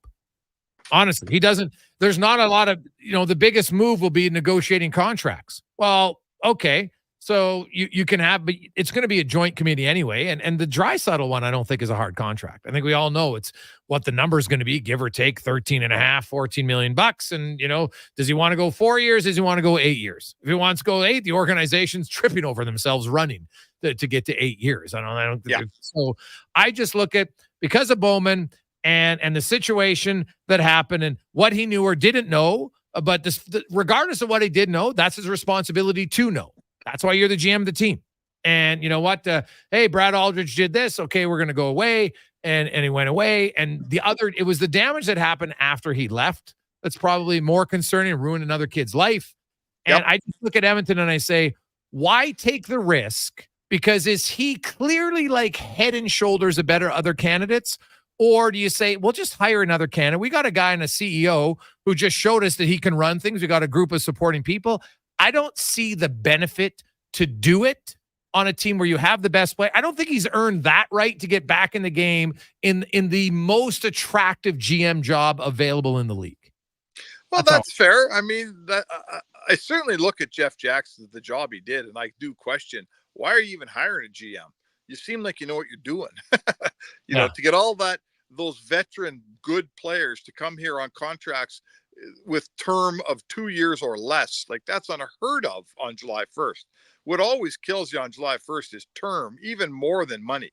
Yes. Right? Term's Jack worse. Campbell's Yes. contract, the worst thing about Jack Campbell's contract was the term, not the money. Mhm. So I'm right there. I've said it for the last 3 days. I'm not even sure why he's hiring a GM. So, but Jeff Jackson said to us he does not intend to GM this team, and he is going to hire a general manager. So I guess all I'll say to you is you know what? If the Edmonton Oilers are certainly one of the wealthiest organizations in hockey, and they consider themselves one of the best organizations in hockey. And if they can win a Stanley Cup, they will be on the ice one of the best organizations in hockey.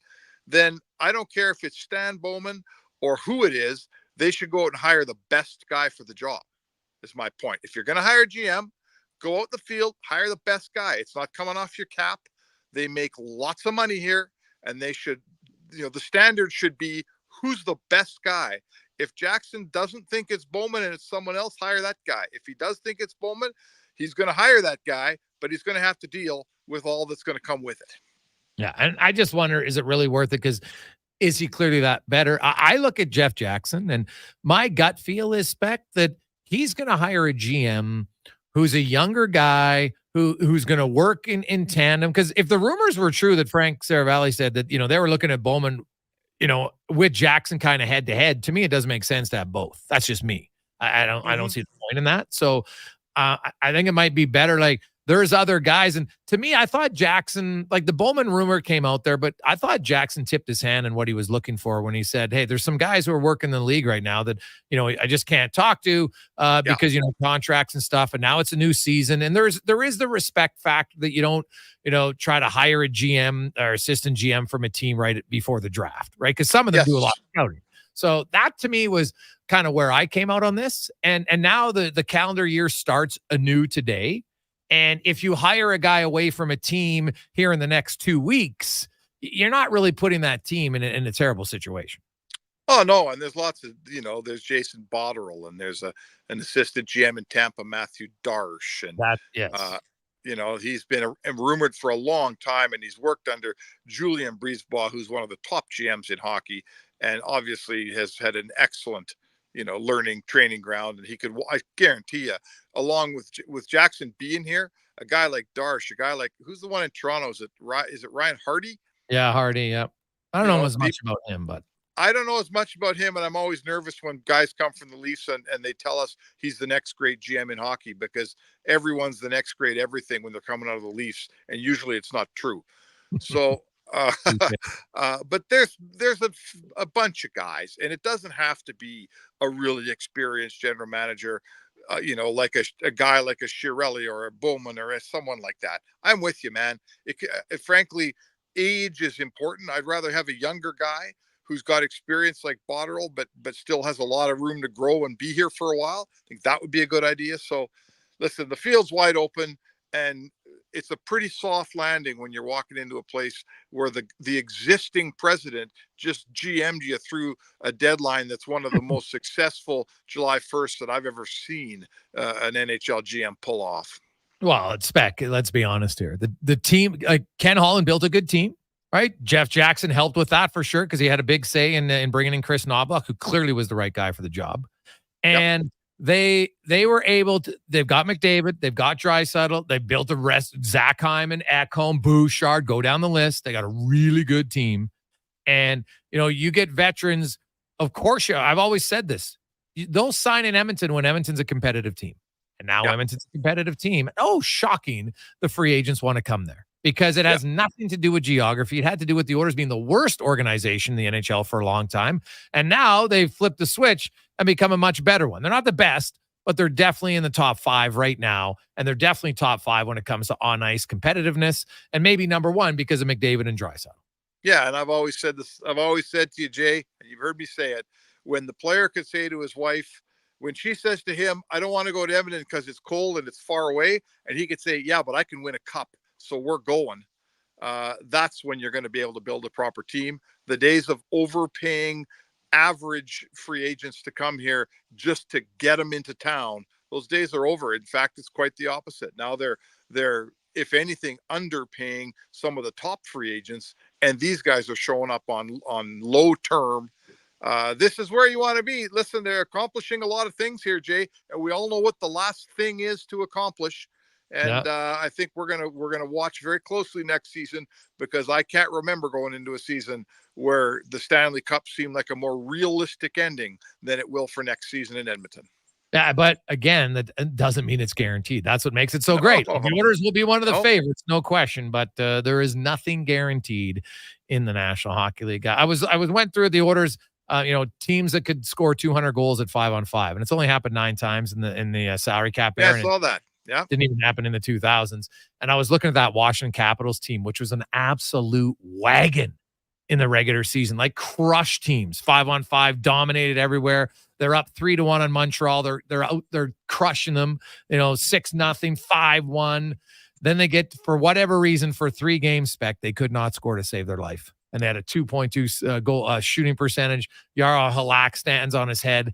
They outshoot them like 150 in 3 games, or 137 to 50, and they lose.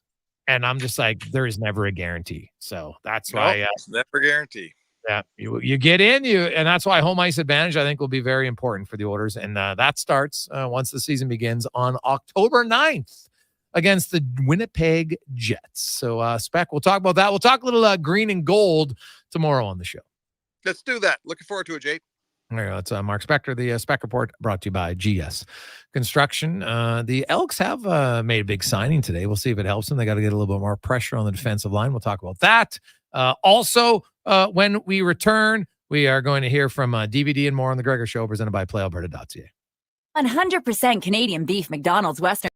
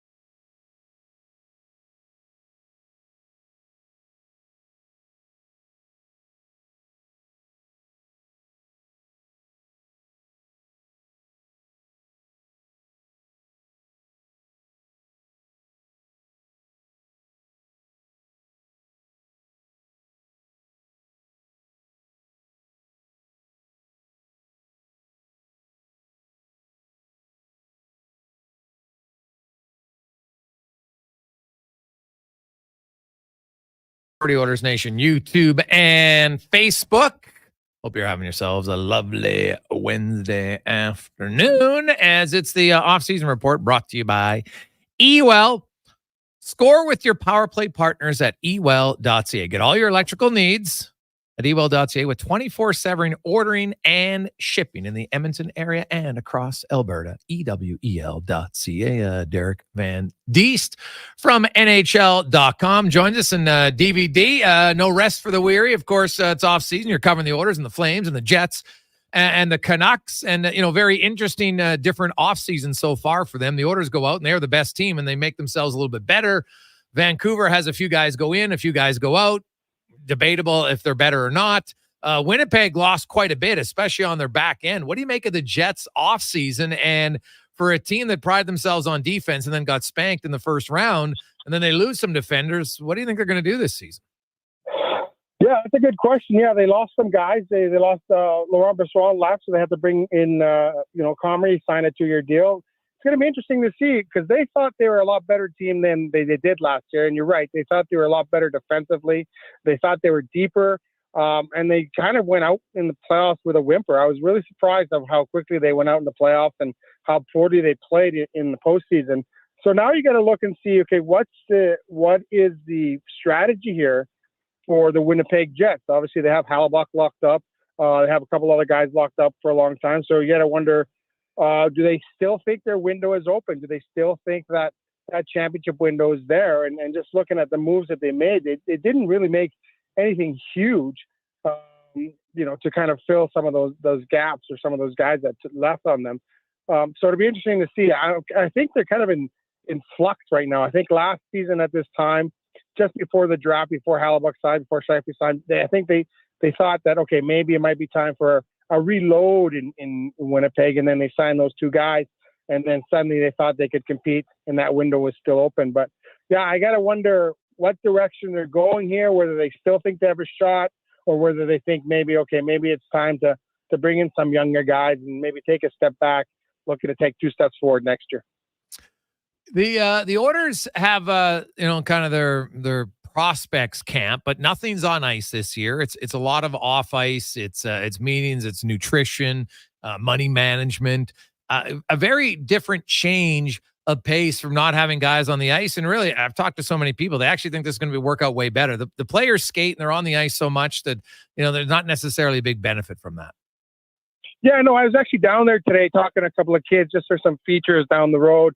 Talked to Boy Icky about his season. Obviously, he had a tough season with a shoulder injury, so he only played 14 games last season. So, but he said he's got his shoulders, surgery on both shoulders, 8 weeks apart, and he feels stronger than he ever did. He was kind of playing through those injuries, playing through those shoulder injuries. So he thinks he's going to feel good coming into camp. He should be ready by September, he said, starting to skate already. But I think you're right. A lot of those kids, they've been playing for so long. The season goes so long now. But, even in junior, the junior season starts in August and it, goes into late May. So it's a long time. And I think the Oilers figured, our season was so long. Maybe we give these guys a break. Maybe we just bring them in, kind of show them around, show them the room, show them different things, different aspects, do a little bit of fitness training, go through some meetings. And from what I understood today, or from what the sense I got down there today, talking to 3 or 4 prospects, is that they kind of appreciate that. They don't need to be on the ice in July. No. Because really, you don't gain a lot from it. You're just going to go out there and do some drills and things like that. I know everyone has a different philosophy, but I think they were almost relieved not to have to get on the ice. And they're more than welcome doing a fitness testing, gives them a starting point. Of course, and then you get a starting point, and then hopefully in September they're beyond those numbers that they put up in July. So I think for the most part, they were happy just to be able to get a tour of the room, get a tour of the building, meet some of the staff and some of them, some of the people that are involved with the Oilers. So I guess it's got the sense that, it might have been a bit overkill, especially this season with the Oilers season going so long, to bring these kids in and to get the skate and to get them all going again. So I think, if this works out, I think this might be a trend, depending on how far some of these kids' seasons go. Yeah, I just think it's wise, and you can do some off ice training just as well. Get a little bit of a break, and I know they have a lot of fun. They do the cooking stuff, and they have some other tests that they do just to see how people adapt in situations like that, which is fun and something different, right? Because the one thing they know is to be on the ice. I don't know if that's going to really shock their system very often. They get in. You kind of have that's what the rookie camp is for, right? In Penticton, which will happen again this season, and they'll send guys there, Bo Akey and Sam O'Reilly, etc., and all their other picks. I want to get your thoughts, DVD. I want to switch gears a little bit to your thoughts on soccer. Or huge win for Canada. They're into the Copa Americas. What do you make of the tournament so far, and what's your expectations against Venezuela? Well, I think I'm pretty pleased with the way Canada's playing right now, and I think they obviously suffered a huge loss. Yes. Dejan Buchanan sustained a leg, broke his leg in training. So you never want to break your leg in training. Like, that must have been a pretty bad tackle in training. So that's going to be a huge loss for Canada going in there. But I think the important thing for Canada, and I've said this for a long time, they got to play in tournaments like this. They have to play teams like Argentina. They have to play Peru and Chile. Now they're going to play Venezuela, because they have to raise the bar. They have to raise the standard. And I think this is showing that they can kind of compete with these teams if they go out there and play well. They played well in that first half against Argentina. I think Argentina just turned it up a little in the second half. Thought they played extremely well against Peru, deserved that win. I thought they played well against Chile. They defended really well. The only thing I didn't like is that they didn't take advantage yet. They were up a man for like 60 minutes in that game. They didn't take advantage. Being Chilean, I was kind of disappointed in the Chileans. But I know that they're going through a rebuilding phase right now. They got this old generation of players that are kind of still hanging around, and they really don't have this young group to push them. So I think that's probably a good thing for Chile. Maybe they'll change their direction. But I think Canada right now is got a good group. They got a good base, and it's just a matter of building from that and showing not just themselves, but the world, hey, we can compete in these tournaments. And you look at how the United States crashed out of this tournament. Canada's still in it, and they got a chance to advance. I think Venezuela's got a very good team, but they're not one of the best teams in South America. So Canada going in there, if they play well defensively, and if they can get some timely goals, they could continue in this tournament. That would be huge for Canada. But I think it's important that they play this caliber of opponent more than just once every 4, 5, 6 years.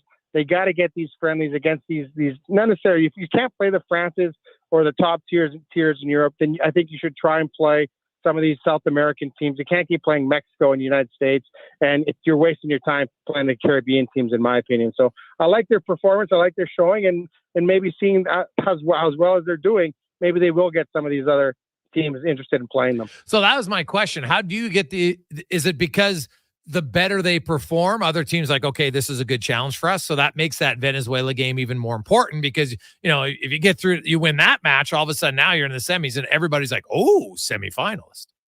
Yeah, exactly.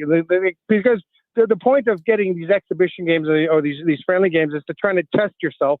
And so I think teams want to test themselves. And if Canada can show that they belong and they can compete with some of these top tier teams, they're going to get invites to play other teams, because I think that's the whole point of friendly games is because you want to show off, see what you have in your system when your players and things like that. So I think this is a big tournament for Canada, and also obviously as host of the World Cup in 2 years, I think that's going to help them. But I think they're going in the right trajectory here in this tournament. Yeah, they can get to the semifinal of this tournament. That'll be a big, huge thing for Canada to get there, and then play another huge team like Uruguay, like Argentina, like Brazil. You get a chance to play some of those teams and among the best in the world. So I know it's exciting for Canada to play Argentina, play Messi, but I think, they want to just keep that ball rolling. Stylistically, how do they match up against Venezuela? Well, Venezuela is a team that will attack you. So Canada's done a good job defending. I think Canada's a little quicker than the Venezuelans are. They like to move the ball. They like to play the ball around. They're not as big, but they're kind of shifty, and they like to keep the ball. So I think Canada, if they can kind of play well defensively, keep their shape, and then kind of attack on the counterattack. They got a lot of good wingers, Schaffelberg, obviously Alphonso Davies. They got a lot of speed, Canada does, so that'll kind of keep Venezuela in line. So I think if Canada can defend well and then hit on the counter, kind of like they did against Peru, I think they'll do well. DVD, great stuff, man. I appreciate it. Have yourself a wonderful day. We'll talk to you next week. Sounds good. Thanks for having me on. There you go. That's Derek Van Diest from NHL.com. 542, Jason Gregor, Connor Halley with you on Sports 1440, Oilers Nation, YouTube, and Facebook. We'll wrap it up. Hey, little date night for you next. 833-401-1440. Actually, you know what? We'll tell you what it is. So this is courtesy of our friends at Cattail Crossing. They do this every Friday night where so you get 2 rounds of golf. It's Friday night. You come in, you got your 9 holes with a cart. So that's all paid for. And you get $50 to go in afterwards if you want wings and food. Hey, they actually have a really good restaurant if you want to go in. Nice. So the golf and dine on Friday nights. Okay, so it's a date this Friday. It's on Friday nights. Okay, 9 and dine. If you want to go, text 833-401-1440. Doesn't have to be this Friday. You get to choose which Friday you want to go so you can plan ahead, right? And we will, well, maybe we'll play a little trivia, all right? At the text line, 833-401-1440. If you have listened to the show, you're right. James Hamlin was on earlier today. Which team drafted Hamlin in the WHL, which is where he played? 833-401-1440. Rule number 12.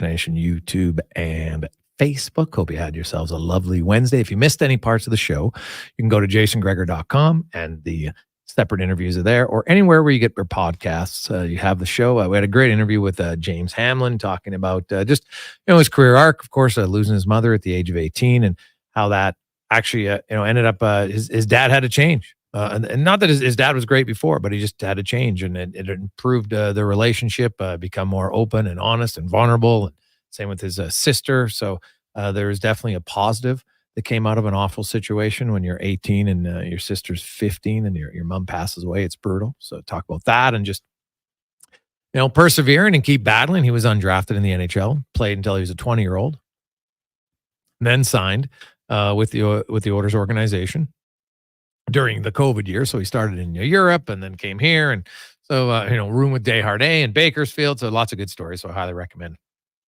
listening to that. We got a lot of texts, 833-401-1440.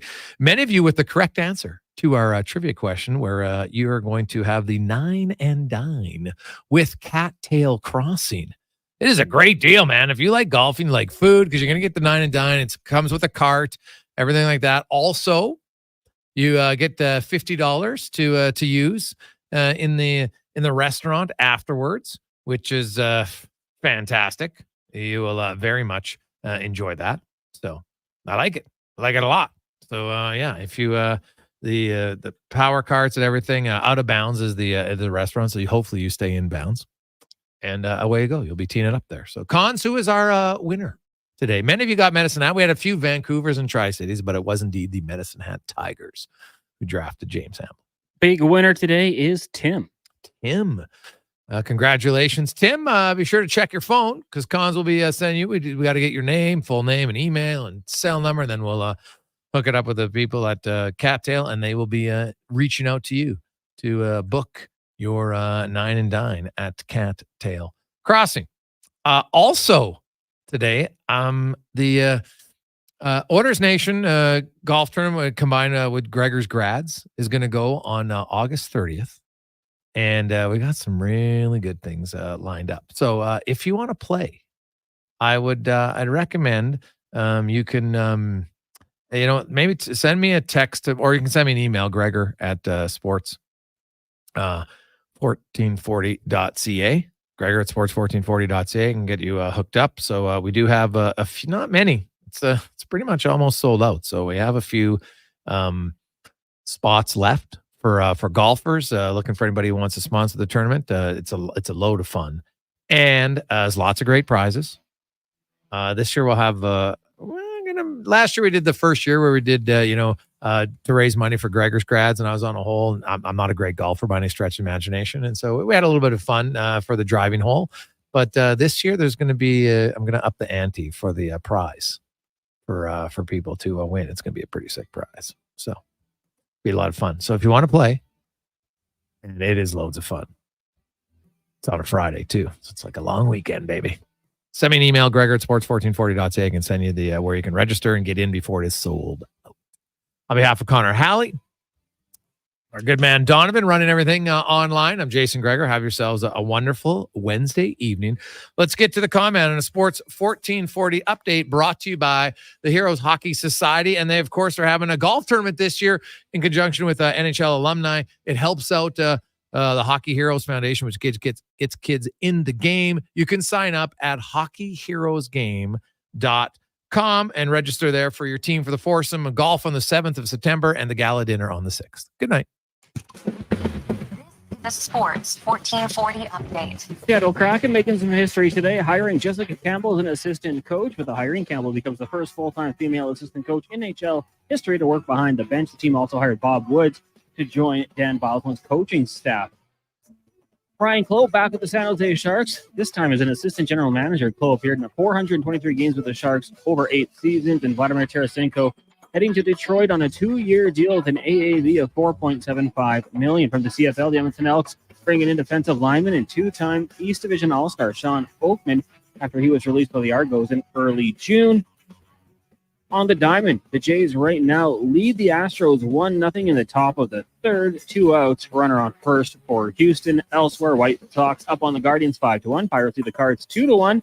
The Reds have a 2-0 lead over the Yankees in the bottom of the third, and it is scoreless between the Braves and the Giants. Bottom of the second. Later tonight, Tigers take on the Twins. Royals host the Rays. The Angels in Oakland. Dodgers host the Diamondbacks. And the Orioles up against the Mariners. The Stingers in action in about 10 minutes. They'll take on the Winnipeg Bears out in Winnipeg. You also have the WNBA getting going shortly. Wings taking on the Mercury. That's going to do it for us here on the Jason Gregor Show. Up next, we got Turn Sports. I'm Connor Halley. This has been a Sports 1440 update.